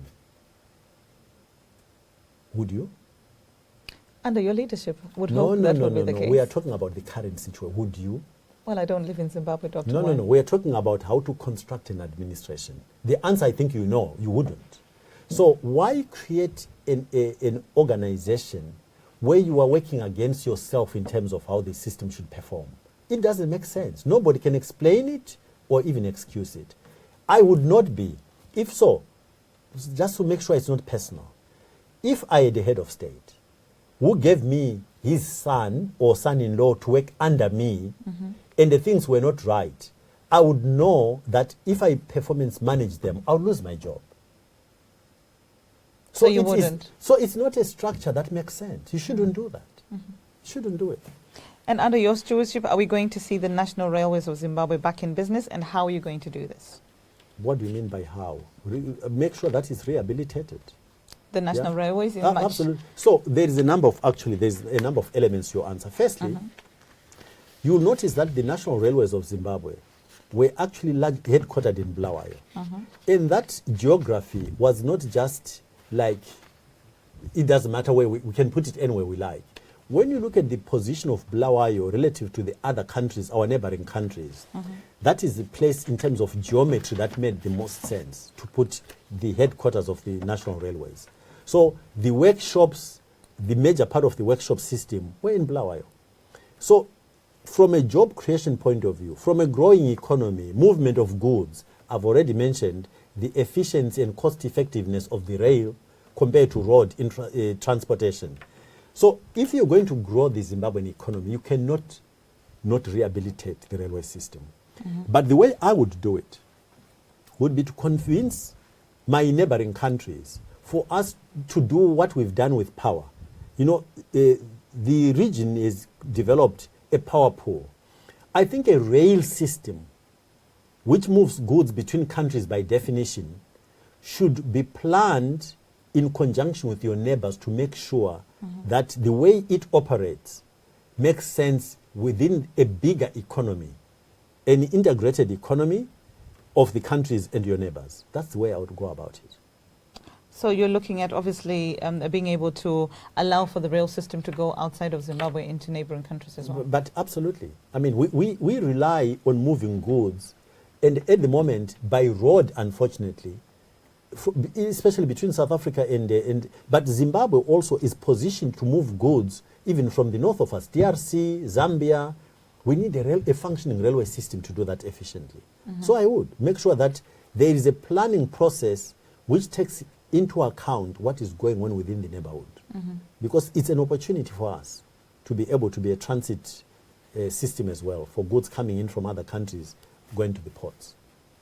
And of course, if you are watching us from home, tonight we are privileged to have Dr. Nkosana Moyo, who is a presidential candidate for Zimbabwe 2018 elections. Thank you, Lord Mo Karanda, Lily Funk, Saibo Gracia, Annette Bongiwe, Victor Chimutu, and of course Belinda Magejo, Chofamba Sitole, and Premier Ngumalo for actually joining us tonight. Of course, Blessing Mwale as well. Thank you for joining us here on the Diaspora Urgent Question with me, your host, Carol Nyakujga, where tonight we are speaking to Dr. Nkosana Moyo, who is a presidential candidate for Zimbabwe 2018 elections. And Dr. Moyo, moving on to agriculture, what is your view about the land reform program and how are you going to carry it forward? Similar kind of question to the issue of indigenization. I don't think there is anybody in Zimbabwe, and the international community actually would dispute that land in Zimbabwe needed to be redistributed. I mean, I was in government at the time. The World Bank, the white farmers, all agreed. It's just the manner in which we did it. Again, Zimbabwe has got a lot of very good agricultural colleges, for instance, just, you know, to show you some of our irrational behaviors. In the redistribution of land, if we wanted to maintain productivity of that land, there are a number of things we would have done differently. Firstly, we would have prioritized black Zimbabweans who had agricultural training to get access to that land because we would know they can use it. So the issue of productivity would not have been compromised. The other thing we would have done, to the extent that we needed to accelerate the program maybe, even to people who had not necessarily attended agricultural colleges, would have made sure that the extension services, which used to be very good in Zimbabwe, were in place to support the newly placed farmers, so that again productivity would be maintained. All of these things we didn't do. So principle, correct. Implementation, not correct. So just again to clarify, redistribution had to be done. The way it was done and the support systems for the new occupants of this farm or these farms not put in place. Dr. Moyo, do you own a farm in Zimbabwe? No, I don't. And of course, some officials in government have multiple farms, each including, obviously, the President, Robert Mugabe. Are you going to be taking these farms away from them? You know, there are a number of, let me put it this way. I think there are a number of things we need to do. Firstly, we need to address the issue of how do we make the people who sit on a national asset, make it productive. So I think that we need to look at the issue of title.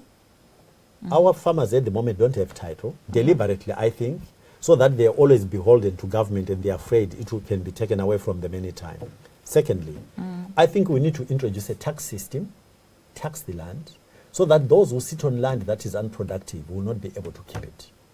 And that will release land which we can then manage properly in terms of who gets access to that asset. It's a national asset. Yeah. So in other words, what my answer is saying to you is, you are saying there are certain distortions in the system. That's right. Are there going to be ways found to correct those distortions? And the answer is yes. Okay. And of course, Deputy President Mnangagwa is very keen on command agriculture. What is your understanding of it, and do you think it is the right path? Firstly, the word itself, command agriculture, suggests a militarization of agriculture. And no, I don't think it's the correct thing. I believe that the Zimbabwean government ought to be facilitating for Zimbabweans to do things for themselves. In other words, we create an environment as opposed to force them into ways of doing things. We create an environment that is transparent, equitable, perceived to be, and is in reality.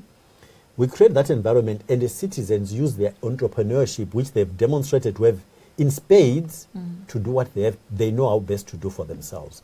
In this respect, actually, let me observe that if there is one thing that our government has done for us, is to make us understand absolutely that our survival does not depend on government. Our survival depends on what we do for ourselves. The only problem at the moment is that government not only leaves us to our own devices, but governments invests a lot of energy in creating obstacles for us, hurdles for us to jump over. And that should not be the case. You will soon be government. Yeah, but I won't do that. I won't do that. No, you will not do no. Government should be a facilitator, not a creator of obstacles. Government, we believe in servant leadership. So maybe this is an opportunity for me to explain something. Next year we're going to be voting. I've been at pains to explain to my fellow citizens that the voting process is actually citizens giving those who apply for a job, giving somebody a job. When you give somebody a job, you are the boss, right? Citizens are the boss. At the moment, the government is treating us as if we were not the boss, and that government is our boss. But government is an employee of ours. So how do they turn it around and become our boss? So when you go to vote, really understand this. You are like joining a selection panel to give one person the job of head of state. But you are the boss. And so the process you should go through is, I understand the job that needs to be done. I look at these candidates, I'm part of the selection process, and I'm going to look at their qualifications, their track record, the things they've done, and match it to the job that I know needs to be done. And my selection of who I vote for should be based on that framework. There's a job to be done. I'm the employer as a citizen. I am the employer, I'm the boss. I'm giving you. So people like me amongst the other candidates, we're going to be applying to you for a job. And you have to decide. But that sounds like a perfect ideal. But that's what it is. How realistic is that? It is. In the nation of Zimbabwe. No, that's what it is. People have voted Dr. Moyo over and over over. That's another and misconception. The result has been the same. Okay. So how do you suggest that the citizen of Zimbabwe will be able to employ a different employee? Yeah. So let's deal with your question in two parts. In history, there is no way in history where a regime has been able to stand against the wishes of the people forever. In our own country, there was a certain gentleman, and I hope you remember this, who once said, not in 1,000 years. Do you remember? Yes. Oh, you remember that? Yes. Where is he today? Well, probably retired in a nursing home. Well, no, he's actually late, but the point is, by the time he became late, this not in 1,000 years nonsense had disappeared. So there is not a single regime anywhere in the world that has been able to stand against the wishes of its people forever. Okay? Point number one. Point number two, when you look at the voting statistics of our country, actually the majority of our people don't bother to go and vote. The majority of the eligible voters do not vote. Yeah? About 60%, just under 60% don't vote. Only just over 40% bother to go and vote. Our argument as APA is that we are putting on the table what we believe is a framework of how a country ought to be run to attract these 60% who don't vote. And we believe that if those people turn up en masse, all of the manipulation that has been happening will not happen. The attempts to make it work will fail. When you've got very narrow margins, it's easy to manipulate. When the margins are much larger, it's harder to manipulate. So my appeal to Zimbabweans is, don't be put off by history. Remember, interpret the history in context. Only a minority of our people have been voting. Mobilize all your friends and relatives to turn up en masse to make the manipulation of the election much more difficult. And you'll win if we do that. So what would you say then to those that argue that Zimbabwe is actually just not ready for change in terms of being ready to have a different leader, in terms of a different president, that all the candidates that have come forward are perhaps there to be splitting the vote? But given the numbers I've just given you, I hope that you realize that the argument of splitting the vote is completely nonsensical. Yeah? The numbers say we ought to be attracting the 60% who are not voting. We shouldn't be fighting over the minority who are voting. So the splitting of the vote is not an argument. At the moment, the question should be, to those who are making this argument, what are you going to do to try and make sure that the 60% who are not participating are voting? So do you know where the 60% is populated? What do you mean? Where they're Zimbabweans. They're in Zimbabwe. Are they in a particular location? Are they urban Zimbabweans? Are they rural? They will be everywhere. They will be both urban and rural. And our issue is that we should get our Zimbabweans, those who are eligible to vote. And we should make them understand that the manipulation of the vote is easier to achieve when the margins are narrow, and when the margins are much bigger, this is going to be harder to achieve. You made a contention about readiness. I'm reminded of a quotation by President Mandela. President Mandela said, "It always looks impossible until it's done." When you travel through our country and see the state, which you and I have been discussing, whether it is road, whether it is electricity, whether it is water, whether it is health, whether it's schools, all our people are being subjected to this depravity of the environment, an environment that is not conducive to a quality of life in any dimension. Now, what I do not understand how somebody could make a statement like that when the people on the ground are living in these conditions. I think the Zimbabweans who live day to day in these conditions are absolutely ready for a change. They are ready for a change. And of course, if you are out there tonight, we are speaking to Dr. Nkosana Moyo, who is a presidential candidate for the 2018 elections for Zimbabwe. Thank you once again, Wilfred Nyangani, Arno Dlamini, Sarah Butler-Rees, Mudiwa Chiweshe, Nicole Nobuhle Manatsa, and of course Linda Kamaruko and Roland Moyo. Wusi Kumalo as well for joining us here on the Diaspora Urgent Question. With me, your host Carol Nyakujga.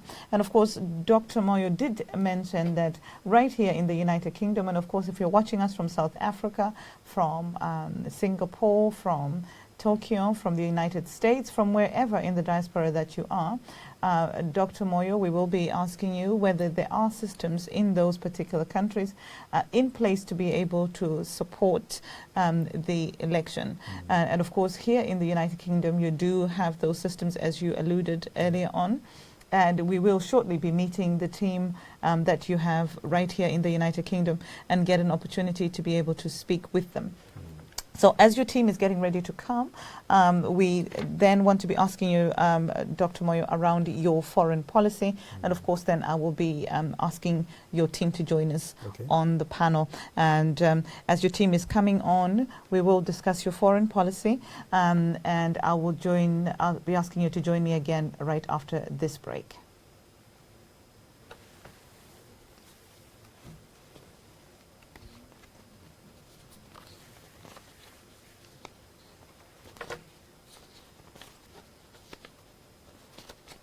Okay, Dr. Moyo.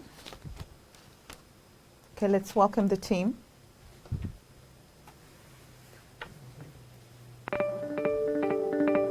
Zimbo Live TV goes global. What does it mean to be global? It means we have presenters and teams all over the world. It means building connections all around the globe. It means we are a global platform of ideas and communication. The next generation TV network is here. We are Zimbo Live TV. We go there. Zimbo Live TV, taking TV to the people.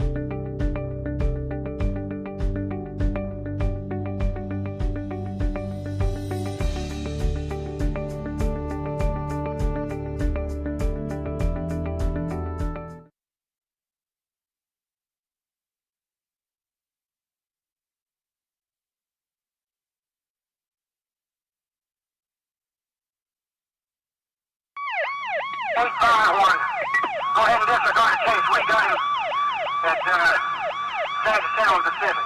Out there. Yeah, out there. 25. Any news, Mr. Masocha? Anywhere? She started packing her belongings into her car, and this is when Mr. Douglas Tapiwa Furusa pounced on her. This is Vicky Storm reporting. We're live at the Old Bailey. All I know is he is a pedophile. He cannot just go. He might have managed to get away with it this time, but not next time. There's three more people coming up. Beauty Mchikora, Zimbo Live TV, Bolton. Mr. Nazare? Mr. Nazare? Mr. Nazare, say! Mrs. Masocha, Mr. Masocha. Don't touch me, please. Anything you want to say today? Mr. Nazare. Give me some money for the phone to me. Beauty Mchikora, Zimbo Live, Huntingdon, Cambridge. Do you know what the allegations are? Sex offenders. It's all sex. He can't just keep his zip down. This is what we do here on Zimbo Live TV. We report from the ground. We go to where the issues are taking place. Zimbo Live TV. We go there. We tell the story live from the ground. I've fallen in love with you, oh. I've fallen in love with you. I've made up my mind for you, oh. No matter the way that I deal with you, oh.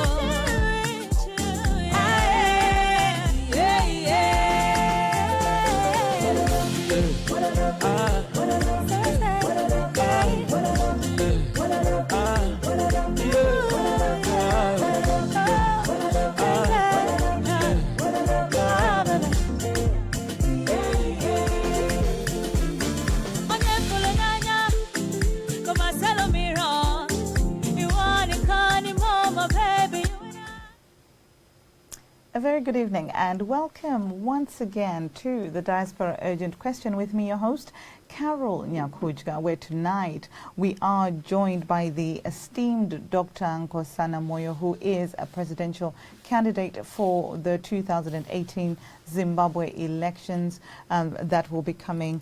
And so we have been speaking to Dr. Moyo on different aspects and different facets with regards to his campaign. And of course, Dr. Moyo is the founder of APA. And tonight we are also joined by representation from right here in the United Kingdom of of APA. And with us tonight is Dr. Nefat Shumba, who is the Vice Chairperson of APA UK and Europe. A very good evening to you and welcome to our program.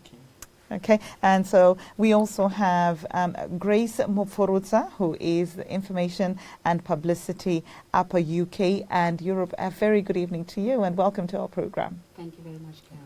And of course we have the main man himself, Dr. Nkosana Moyo, who is of course the president of the Alliance for the People's Agenda, shortly known as APA. And I will be speaking with you tonight with regards to the party in itself.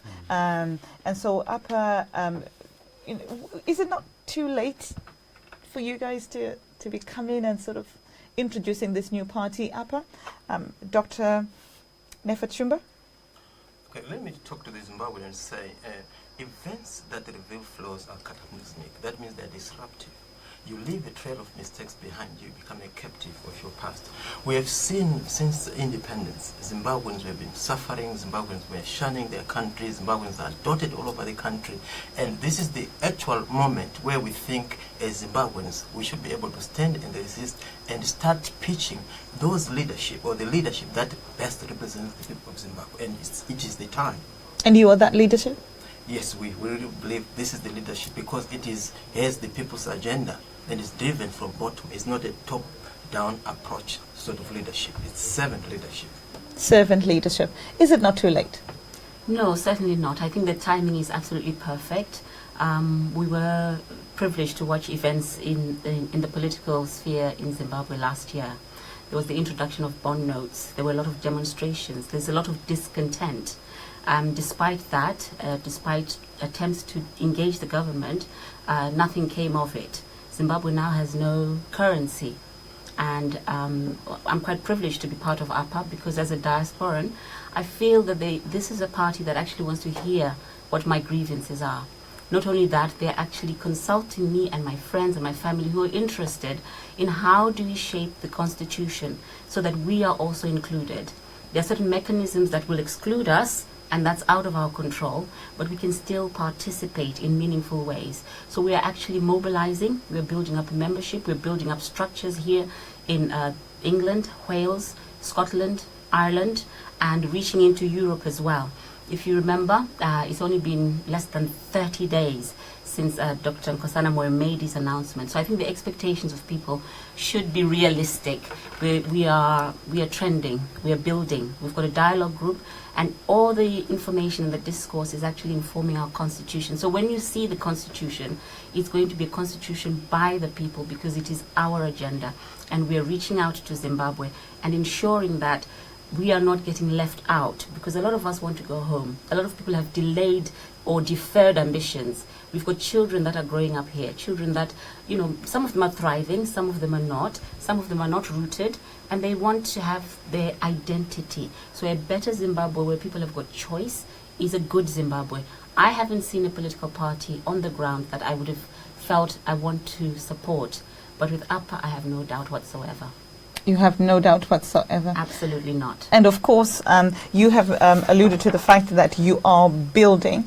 Is it not too late to start building at this stage? I don't think so, because again, let's go back to it's the people's agenda. Are the Zimbabweans happy? They are not. How much time do they need to assess what is on offer by different political formations? We've seen elections here being held in literally weeks. The last election that was held in the UK, how much time was given for that election? A couple of months? 6 weeks. Was it? 6 weeks? Mm-hmm. So it cannot be too late. It's not. Because the condition with which Zimbabweans are living is a non-condition. Their ability to assess President Mugabe's candidacy, MDC, Mr. Morgan Tsvangirai's candidacy, my candidacy, how long do they need? I think the time is plenty. A lot of time is there. And in terms of reaching out to the people, because often when this question is, it's almost like code for, are you going to reach the people in the time left? Again, the answer is absolutely, because when I leave these studios of yours, I expect you to pick up the phone and talk to your friends and relatives back home who you send money to and support, and engage them in a conversation. There is nobody in Zimbabwe that I know of who hasn't got a Kumusha or a Kai. Therefore, actually, the coverage, once the ripple effect starts happening, will take a couple of months, no longer than that. And of course, Tembi Mbega is saying it's never too late to make a change. Okay, and so I guess to also ask you then, in relation to that, what is your actual party manifesto? So, of course, you're now suggesting that it is not too late, but what is your party manifesto? And let's start with you, Dr. Moyo. Yeah, the manifesto is in preparation. We're going to announce it publicly. Our expectation is within about 4 weeks we'll be ready. So we're putting all the final bits together. Okay, and how will people, say, here in the UK be able to access that? Over to you, Dr. Shumba. Right, what has happened, we are appealing to Zimbabweans in the diaspora, the UK and the world over, to start rallying behind changing a system that has deprived them of a livelihood. So that livelihood, for it to change, it starts with you as an individual. I would say there's nothing that is permanent, but change is permanent. And for that change to happen, there are some sponsoring mechanisms that we see in the country that is actually says it's overdue. There are no roads in Zimbabwe. When I last went, there were pitted roads in the center of Harare. And yet alone, the people are dying in hospitals, the people are going into banks and they can't even get the cash. So if you look at it, it is time. So the situation back home is actually a campaign trail itself, in the sense that everybody, the systems that they're living in has failed, the leadership has failed, and there's not going to be a better tomorrow unless you and me change and start speaking about substance and not talking about hero-worshipping leaders. The leaders, I want to believe any form of leadership should be with and for the people. And this is an opportunity that you have, you and I, to align with a party which is APA, which means Alliance of People's Agenda, which means it takes ownership of your individual decision as a person. It's time that you ask yourself, what is the Zimbabwe you want to look like? I want a greater Zimbabwe. I want a Zimbabwe that is with justice. I want a Zimbabwe that actually pronounces and dignifies human beings as people. We are there to be served. It's not the other way around. We don't serve a government. We don't serve leaders. And no leadership is welcome. So it's time to change, and this is the time.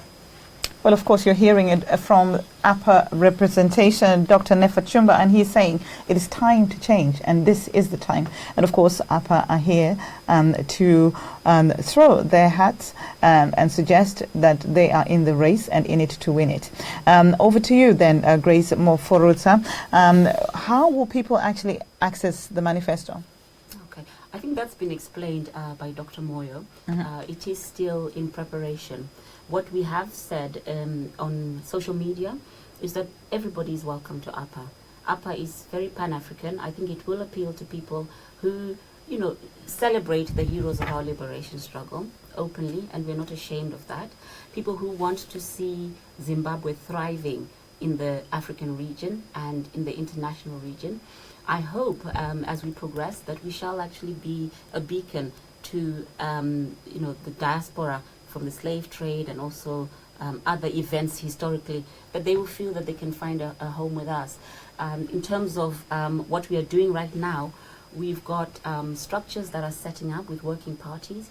We recognize that women are really important in development, and our leader has really emphasized that there needs to be a 50-50% gender representation. So, if there are women out there, you are invited to get in touch. You can go to our social media platform on Facebook. If you want to come to myself, to my page, I've been, enlisting people in. We've got a UK platform on Facebook. We've got a Scotland platform on Facebook. If you're in North America, we started there, and in Canada. And, we are expanding and growing. And we recognize that it is us. The solution is in the problem, and we want to do it for ourselves, not have external forces come and do that for us. So in terms of the manifesto, it will be available, and those who've shown a commitment and an interest in the vision will be privy to that. And, even those who are a little bit skeptical, I think people need to make an informed decision. Okay. But and maybe just to supplement that, clearly, in this day and age, you'd expect our manifesto will be on our website, and it will be. All right. And that was obviously the next thing that I was going to be asking you, that when the manifesto becomes available, how are people going to be able to access it? Or of course, you've made direction there to people that are in the diaspora. And of course then, to your grassroots voters who are in the rural areas, how are they going to get access to the manifesto? Are you going to give them chibage in, as other parties have done in the past?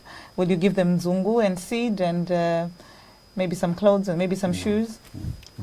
The upper approach is that Zimbabweans are quite capable. Provided the government implements the right policies, Zimbabweans are capable of growing their own chibage and their own zungu. That is much more sustainable. We don't believe that a government should be bribing people once every 5 years, come around before elections and give them chibage and nzungu and fertilizer, and then disappear for the next 4 years and come back before the next elections. No. We are going to make sure that Zimbabweans are empowered to become proud of themselves by being able to feed their own families. Yeah, government will only step in those cases where there is a drought in a region, for instance, and our way of doing it will also make sure that you don't have to produce an upper card in order for your family to get access to these resources. They are yours as a citizen, not because you are upper. So whether you are ZANU or MDC, if there is any need for government intervention, you will benefit as a Zimbabwean. It's your right as a Zimbabwean. Okay, so it is your right as Zimbabwean. Are you going to be a friend of the West as APA? And how are you going to seek the removal of sanctions by countries like the UK or America? Firstly, we're going to be a friend of everybody. The other day I jokingly said, somebody asked me a similar question but differently. They said, there is a policy about looking to the east. And I pointed out that if you've done very basic geography, you will understand that if you go east and keep going, you will end up in the west. Okay? So our view as a country will be friendly to everybody. Yeah? We will not make choice. At the moment, it's a global village. China, who we say are our friends, they do business with the US and the UK and all the European countries. So what sense does it make for us to say we will look east, implying we will stop in relating to Eastern countries, China amongst them, when China actually is doing business globally? What are we trying to do? What are we saying? So we'll be guided by our interests, and our stance as a basic thing will be everybody's our friend, but on the basis of our interests, as it should be. And of course, Mike Mahlangu, thank you for joining tonight. And Mike is saying, I think this is the real deal for Zimbabwe. And it just translates, and of course then he's making inferences to a different party here. But of course his initial comment is that he thinks that this is the real deal for Zimbabwe. Okay, and of course then, just a few more questions for you, Dr. Moyo, and then we will open it up to our audience at home to ask a few questions, and that will wrap it up for the night. Okay, and so what would you say that your relationship is going to be with the AU and SADC? And would you say that these organizations are relevant to you as APA? Very much so. Dr. Moyo. Very much so. You see, when our continent, when we were fighting for independence, we've got a precedent. We fought as a continent, and we demonstrated that Pan-Africanism and solidarity really count. In other words, numbers are important. And when we talk Africa, incidentally, today, we talk about Africa as a geography. And we compare it to China and India. And yeah, the populations are sort of commensurate. But what we fail to do is to make the AU really count in the sense of creating an African economy of scale to be able to be competitive globally. It is really, really important for us to begin to make sure that we remove blockages against trade amongst ourselves. Mobility of capital, mobility of people, mobility of goods within the African continent in order for us to build the scale that we need, like I said, to become globally competitive. In fact, it becomes like a huge domestic market, which is a very good trampoline for us to then move out of that and compete globally.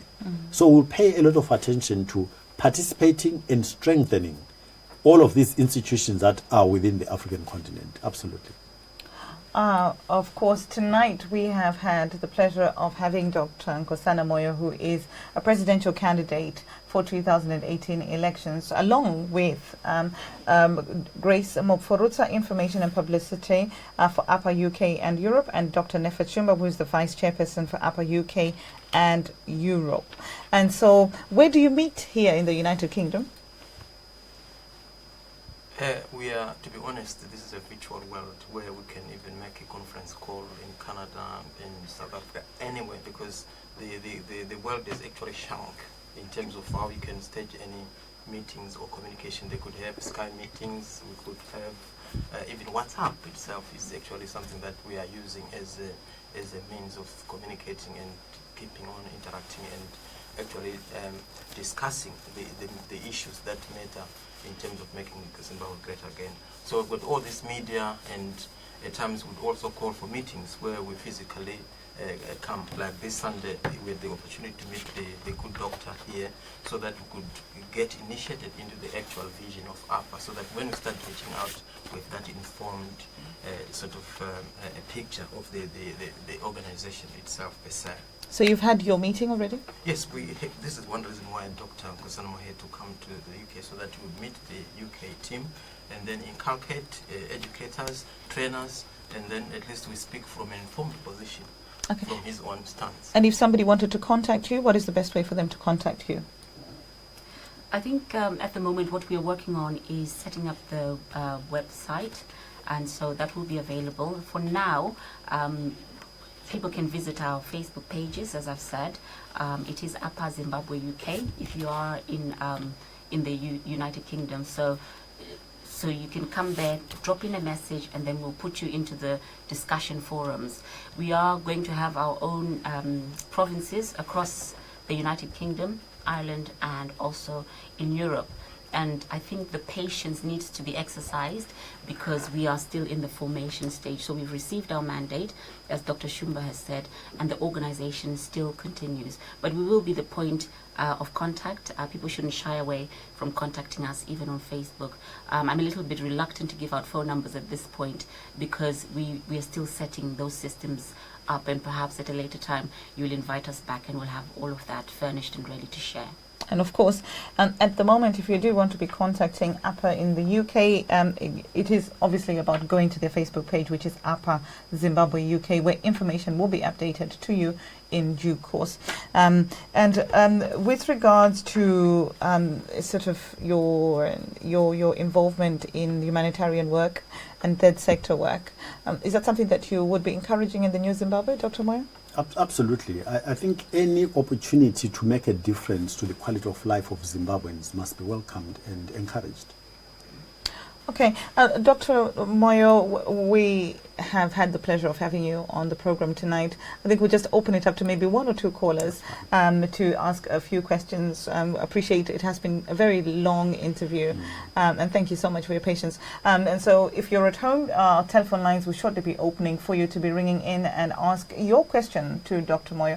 We are on 0208 123 3648. Once again, 0208 123 3648. Give us a call and get your opportunity to be asking your question to Dr. Nkosana Moyo, who of course is running for president in 2018 in the nation of Zimbabwe. Do give us a call, 0208 123 3648. And hello, good evening, and welcome to the Diaspora Urgent Question. Who am I speaking to, please? Good evening, actually. Hi, who am I speaking to? My name is Nkosana Moyo. You're okay. Welcome to the Diaspora Urgent Question. You've got a question for Dr. Nkosana Moyo? Yes, I've got two questions actually. My first question really is to do with some of the figures that he's given when he said that his priority is to try and get 60% of the people that do not vote. What I wanted to find out from the doctor really is where is he getting those figures, but 60%?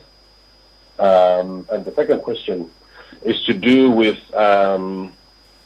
the fact that we have a lot of leaders who are candidates for the presidential elections, and they seem to give generic answers about how they are actually going to resolve the problems that we are currently facing in Zimbabwe. My question really is, are we going to have an opportunity, maybe through the websites or other forms of mediums, where we can actually see what they are actually going to do on the ground, so we can make an informed decision as to, who to vote for based on what they promised. Okay, thank you for those questions. Over to you, Dr. Moyo. Yes. Let me start with the second question first. Clearly, I cannot answer for other political formations. We absolutely will put as much information in our manifesto as possible in terms of our policies and the three pillars that I mentioned earlier on: unity, consolidation of democracy, and the economy.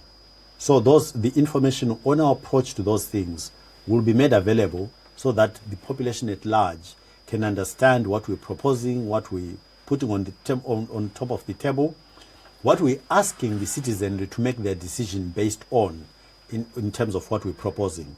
What we're not going to do is simply to stop at saying, get ZANU out of power.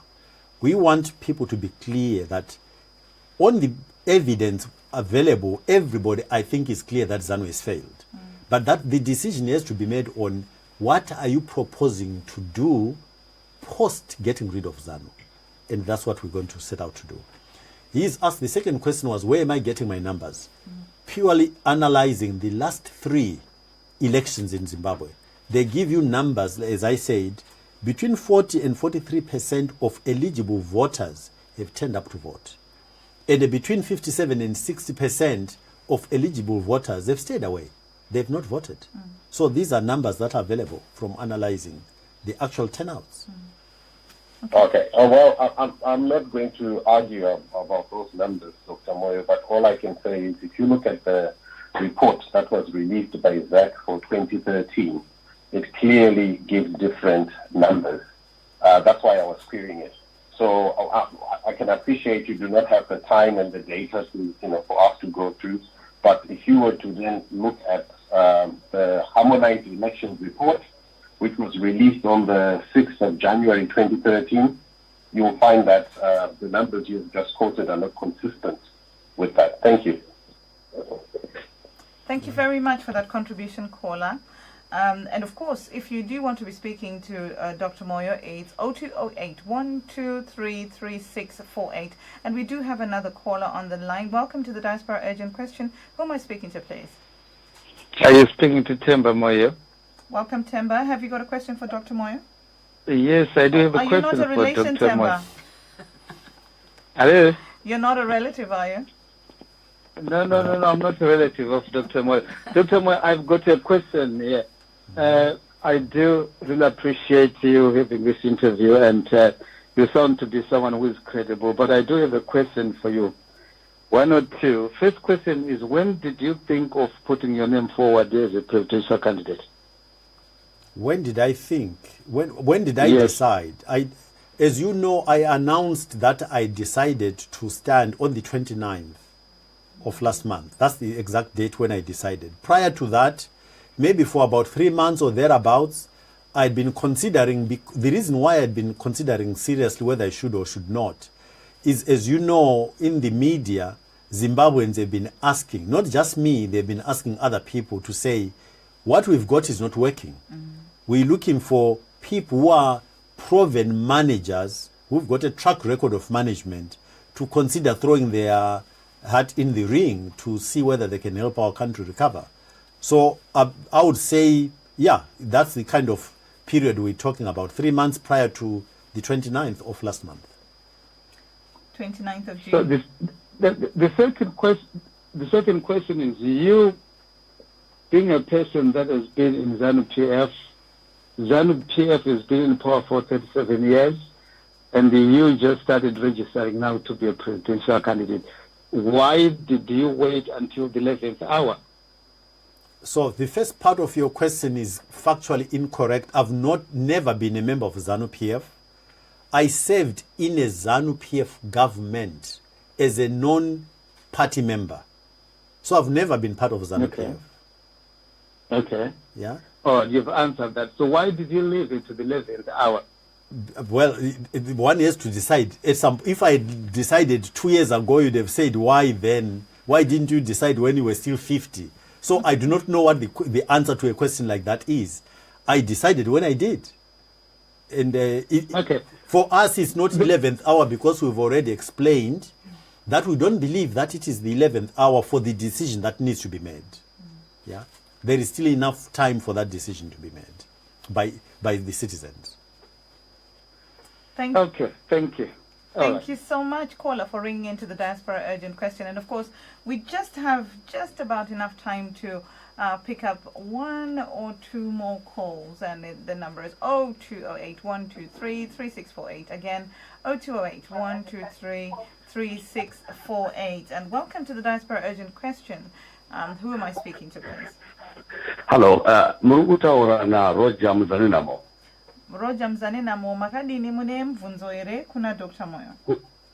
Wangu ndine mvunzo wangu mudiki wokuti Zimbabwe has been let down nevanhu vakafunda vanozviti madokta maprofesa ndo vakazara mumapati ese apa tichaona sei kuti izvo ichabudirira paakuuya futi vanhu vakafunda chete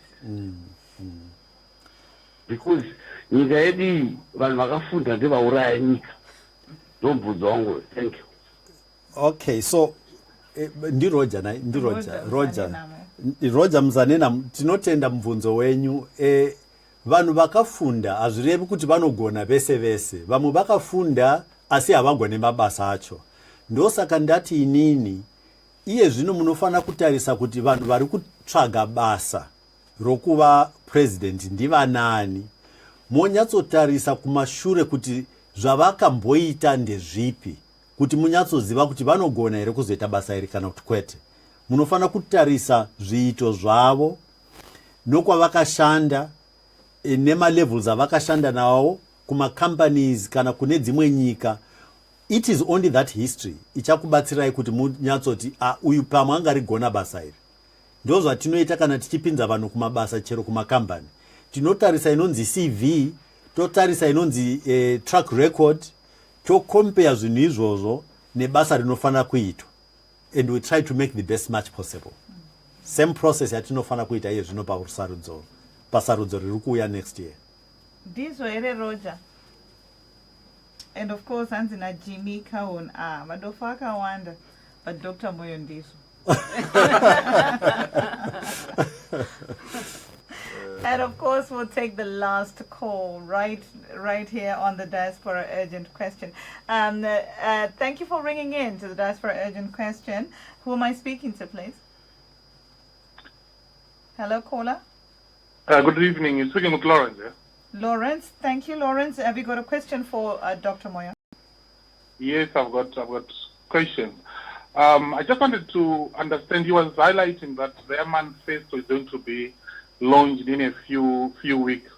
My question is, they said if you could look at the abbreviation, they're saying it's Alliance for Citizens. Have they included the participation of citizens in their manifesto? And the last also question is, I just wanted to hear his views in terms of issue-based politics.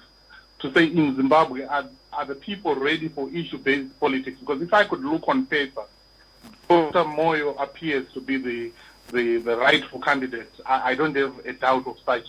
But my main question is, in terms of the majority electorate, are they clued up in terms of issue-based politics, where they will be able to look to say, this is a better candidate compared to this other one? And lastly, in terms of the rural electorate, what is the intended plan? Because I can understand on an academic level, yes, people can probably relate to him, but the people in Gumbozata, the people in Bocha, how will he be able to convince and actually convince them to vote for IPA. And Mawire, is he working also with Pastor Ivan Mawire? Thank you. Okay, so the first part of the question which I want to deal with is the compilation of the manifesto, including consultation with the ordinary people, and the answer is absolutely. So because we want that name not to just be a name, Alliance for the People's Agenda. So in drawing up our manifesto, we are talking to people. We are establishing what the issues on the ground are. That our manifesto is going to reflect that. So that's point number one. The second and third parts of his question are actually related. Are Zimbabweans ready for an issues-based election and then the rural areas? So I often tell people that I grew up in Berengwa, Makuba School for those who know it, in a peasant farming family. I used to go every day before going to school during the agricultural season, would go first Kumunda and work in the field, and then to Geza Paruare, and then go to school. Okay? So what I'm trying to illustrate firstly is that my parents, who could hardly write, understood the value of education. And although we did all of this, we were doing all of that work in the fields as an investment for them to put their kids through school. Right? I came from a rural area. I'm where I am today, but my roots are still in the rural areas. I understand exactly what goes on there. Those parents who were prepared to do all of this, for anybody to convince me that they can't process issues, I would argue is not consistent with what they did. So our parents, and I'm not an exception, by the way, people of my generation, if you ask them, many will give you exactly the same story.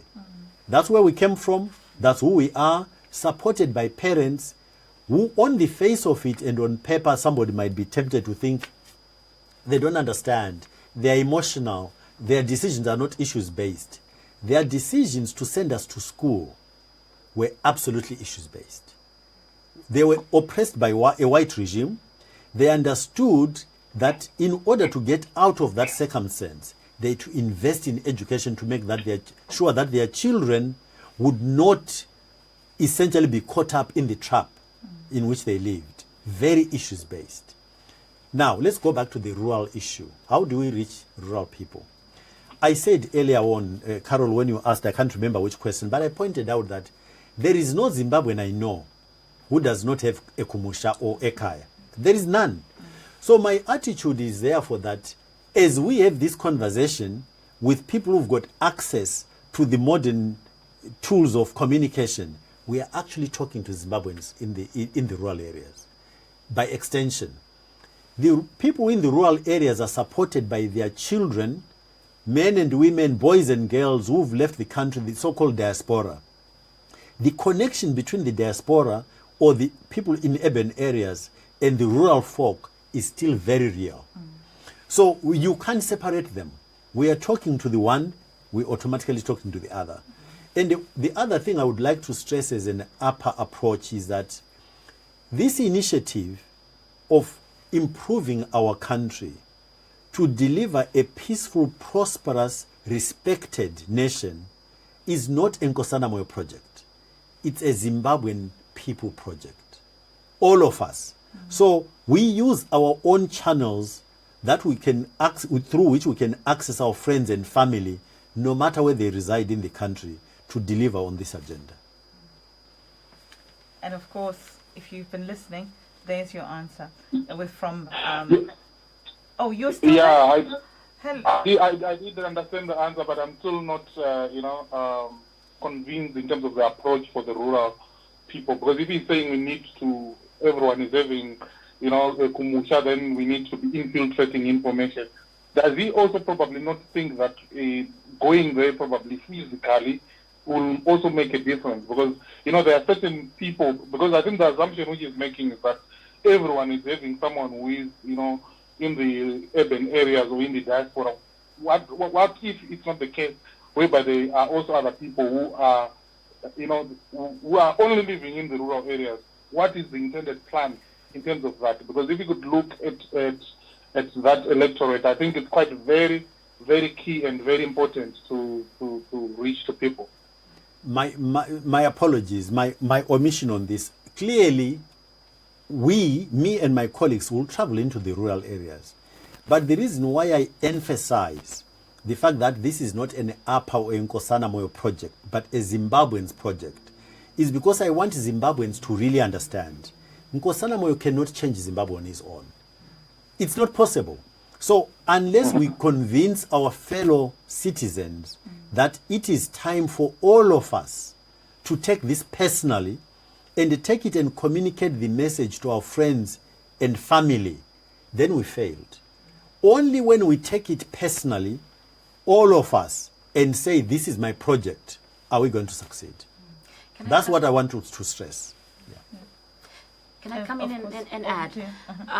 And Kola, one of the things that we should be mindful of is that rural penetration has notoriously been difficult for all political parties. So we don't want to take an approach that puts them at risk, because, we know what happened in 2013, and we do not believe that it's appropriate to endanger our relatives. So we have a mobilization team, and they are working flat out to look at the most strategic ways that we in diaspora can work in order to pass on the message, to let them know that there's someone called Dr. Nkosana Moyo who's leading a political party called APA, and then they can make an informed decision. Our role is not to force our kith and kin to vote APA, but we want to demonstrate that a democratic process is possible with people with the right attitude speaking about the issues. I do. Thank you so much, Kola. Thank you very much. And of course, Tembi Becker is saying a real president knows how to apologize. Apologies accepted, Mr. President. That's from Tembi Becker. And so, any final words from you, Dr. Nefert Shumba? I want to say and appeal to Zimbabweans. We have come a long way, and now we are up the hill, and the ascension should be much easier if we start reflecting and thinking logically beyond how we want to process the country into a better Zimbabwe. Because I really feel Zimbabwe has got so much potential to actually regain its status as the bread basket of the region. We've got the infrastructure, we've got the endowments, we've got the people, and all we need to do is to start thinking, what can I do as an individual, and how can I make that process possible? And that process is only possible through APA, NEAPA, hence Alliance for People's Agenda. That process is only possible through APA, NEAPA, Alliance for People's Agenda. There you have it. And so there are those that would be wondering, I suppose, having watched you and spent some time with you this evening, Dr. Moyo, and maybe feeling that they would like to be a part of Can I intervene and ask you to ask the lady first, please? The question that I'm asking is actually directed at you. No, you can reserve it, then I'll answer it after you've given it. Absolutely. I will be coming to the esteemed Grace Maforotsa, who is obviously your information and publicity lead here in the United Kingdom and Europe. And ladies and gentlemen on the panel, this is obviously directed at all three of you. Do you still have vacancies? And if there are people that are out there that are maybe have spent time with you this evening and are thinking that they would like to be a part of what you're doing and have been convinced that this is the train to be joining, how could they do that right here in the UK and obviously in Zimbabwe? Do you still have opportunity for representation? Yes, like we said, we hardly filled only 1/3 of the positions. We're still appealing to Zimbabweans on a voluntary basis. So if they need to get any information in terms of portfolios that are available from education, health, vulnerable people, and issues of projects, development, so all those vacancies are available, and you can actually go to our Facebook, show interest, and then we'll actually make a phone call. You'll make a phone call. There you have it. And over to you then, Grace Maforotsa. I think it's an exciting opportunity, and thank you so much to Zimbo Live TV for hosting us. What I really just wanted to say is that examine us, examine APA. We are concerned about women, we are concerned about vulnerable people, the elderly, people with disabilities, all disabilities, because the current government is failing them and they're the most vulnerable people in our society. We are prioritizing the youth because it is for them, for you, that we are doing all of this. I mean, my son is 17, he's joined APA, he'll be eligible to vote next year, and I didn't have to really work hard in getting him to join in. So, you know, exclusion is a choice, but the Zimbabwe issue is for everybody. What Dr. Shumba has said is quite right. We still have some vacancies, but our approach is not about positions. We want to come with a servant attitude. We want to serve our country. So there are working committees, so you might not hold a position or a portfolio, but your expertise and your skills and your commitment and your network is going to help us to progress the agenda for the people. And also, you know, people from other political parties, we're not hostile. We're not going to be throwing harsh words at you or insulting you. That's undemocratic. We want to discuss policy, and this is a comfortable and safe space, and I'm comfortable kind of championing that. Thank you very much, Grace, for that response. And of course, over to you, Dr. Moyo. A couple of things. Thank you very much, Carol. The first one is to just stress what Dr. Shumba mentioned, but I just want to stress this. Zimbabwe is an amazingly lucky country. As he pointed out, we've got a lot of natural resources. Just to use an example, if you take platinum, for instance, between us and South Africa, together we control 70% of the global supply of platinum. And there are a lot of other minerals where the percentages that we account for as a country are completely disproportional to the size of the country. So we are well endowed with natural resources. We've got fantastic weather which supports both tourism and agriculture and the soils to go with it. Yeah. And then to top it all, actually, the people. Zimbabweans are amazing people in terms of their attitude to institutionalization. When our government runs credible institutions, we are very peaceful people. We are not violent people. We are very hardworking people. Our work ethic is recognized everywhere else in the world except in our own country. These are components which, if you get a correct leadership, servant leadership, we can make our country really fly very, very easily. It's not difficult at all. The second point I want to make, however, is that we, all of us as Zimbabweans, need to absolutely personalize this particular project. It is, as a Zimbabwean, I should be saying to myself, now I'm not talking as Nkosana, just as Zimbabwean. Every single one of us should be saying, this is my project. It's my responsibility. I have to be clear about the kind of Zimbabwe I'd like to live in. And then I have to take personal responsibility in creating it. I should not be passing the buck. I should be saying, if that's what I envisage, I should be asking myself, what role am I going to play in making it come about? So it's our project, all of us. And when we do it that way, it is not possible for us to fail. It's completely impossible. Lastly, you kind of implied an apology when we said, of course, this interview has taken so long. On the contrary, I would like to thank you and the Zimbo Live TV for creating an opportunity for us to spend some time talking to our fellow citizens. And in fact, from this kind of experience, it's clear to me that when we get into government, we have to create a similar ongoing and regular interaction with citizens at large so that we can interact and listen to what citizens are saying, how they are experiencing our delivery or lack of it, wherever it might be, and we can keep recalibrating where we are, their expectations, and explaining where we are headed all of the time. So thank you very much. No apologies necessary. Well, thanks for creating the opportunity. Thank for you. This year. Thank you very much for obviously accepting our invitation to be with us tonight. Any final words from you, Grace Mufruza?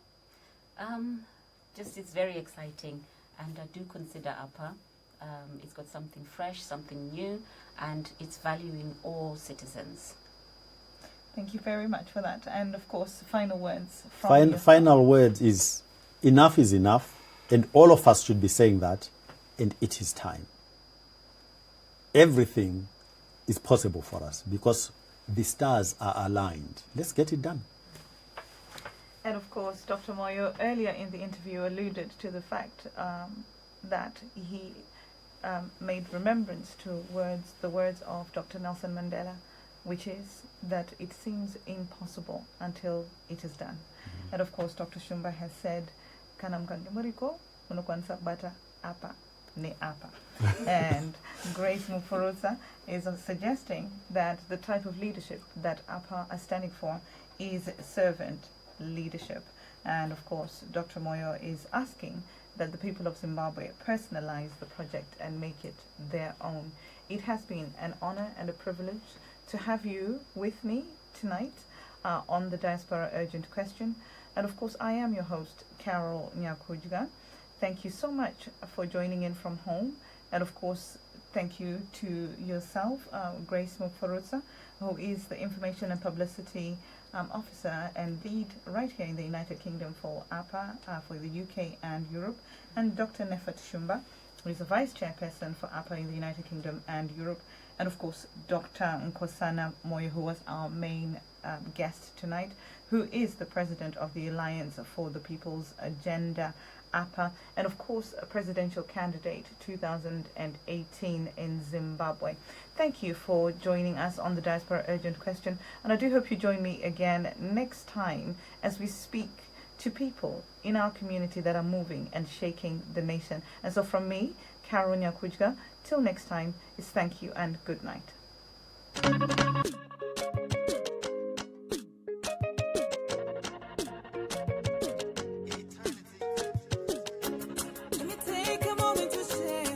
God has been good to me. He took me from the miry clay and set my feet on the rock. I am happy and I am free, sanctified to a high degree.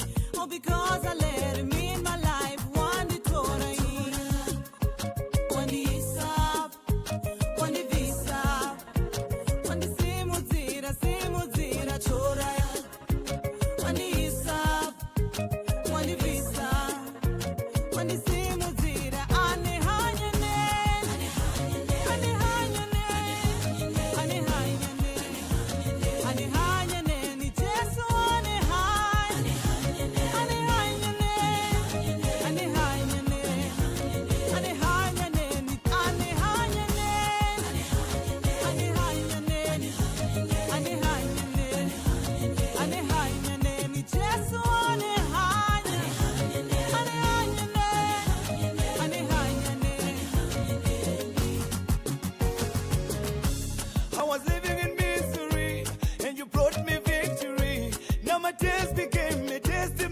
By your mighty power, you have given me a reason to live with your awesome grace.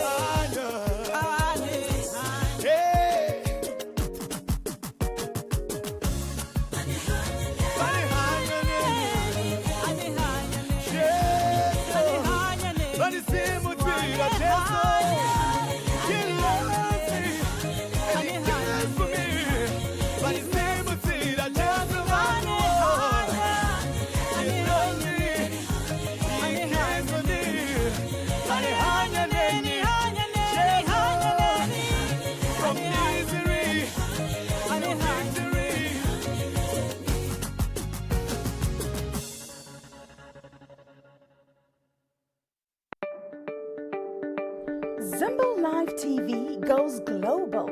What does it mean to be global? It means we have presenters and teams all over the world. It means building connections all around the globe. It means we are a global platform of ideas and communication. The next generation TV network is here. We are Zimbo Live TV. We go there. Zimbo Live TV, taking TV to the people.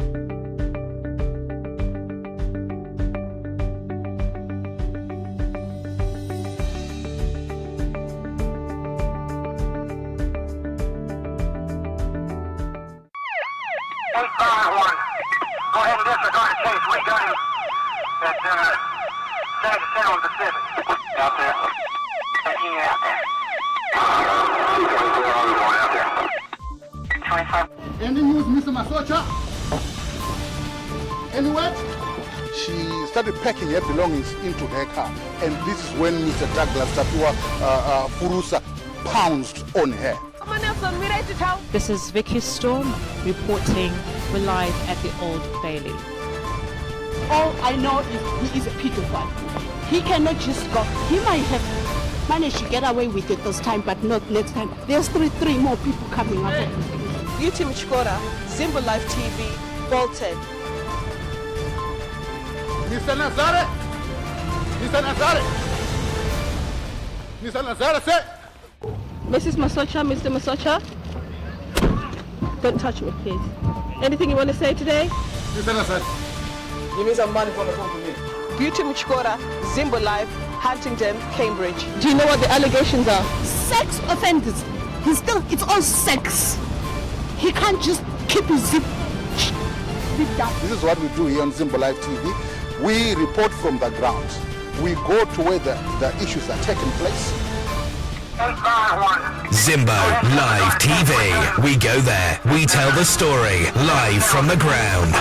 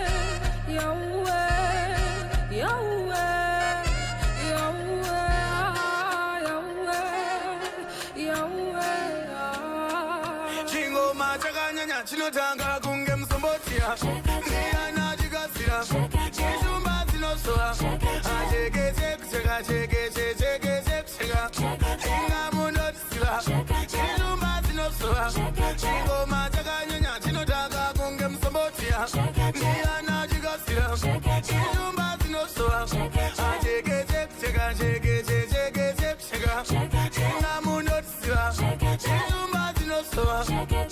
Ability extinction. Give me one from the regional. Give me the beat and the drum and the mix, you know. Everyone have to dance to the beat, you know. Let your soul and your heart beat, you know. You better show me some love, cause I really don't know. Jingo machaita hundo. Show me some love. Show me some love, cause I really don't know. Jingo machaita hundo. Everybody repeat this line. Step to the line.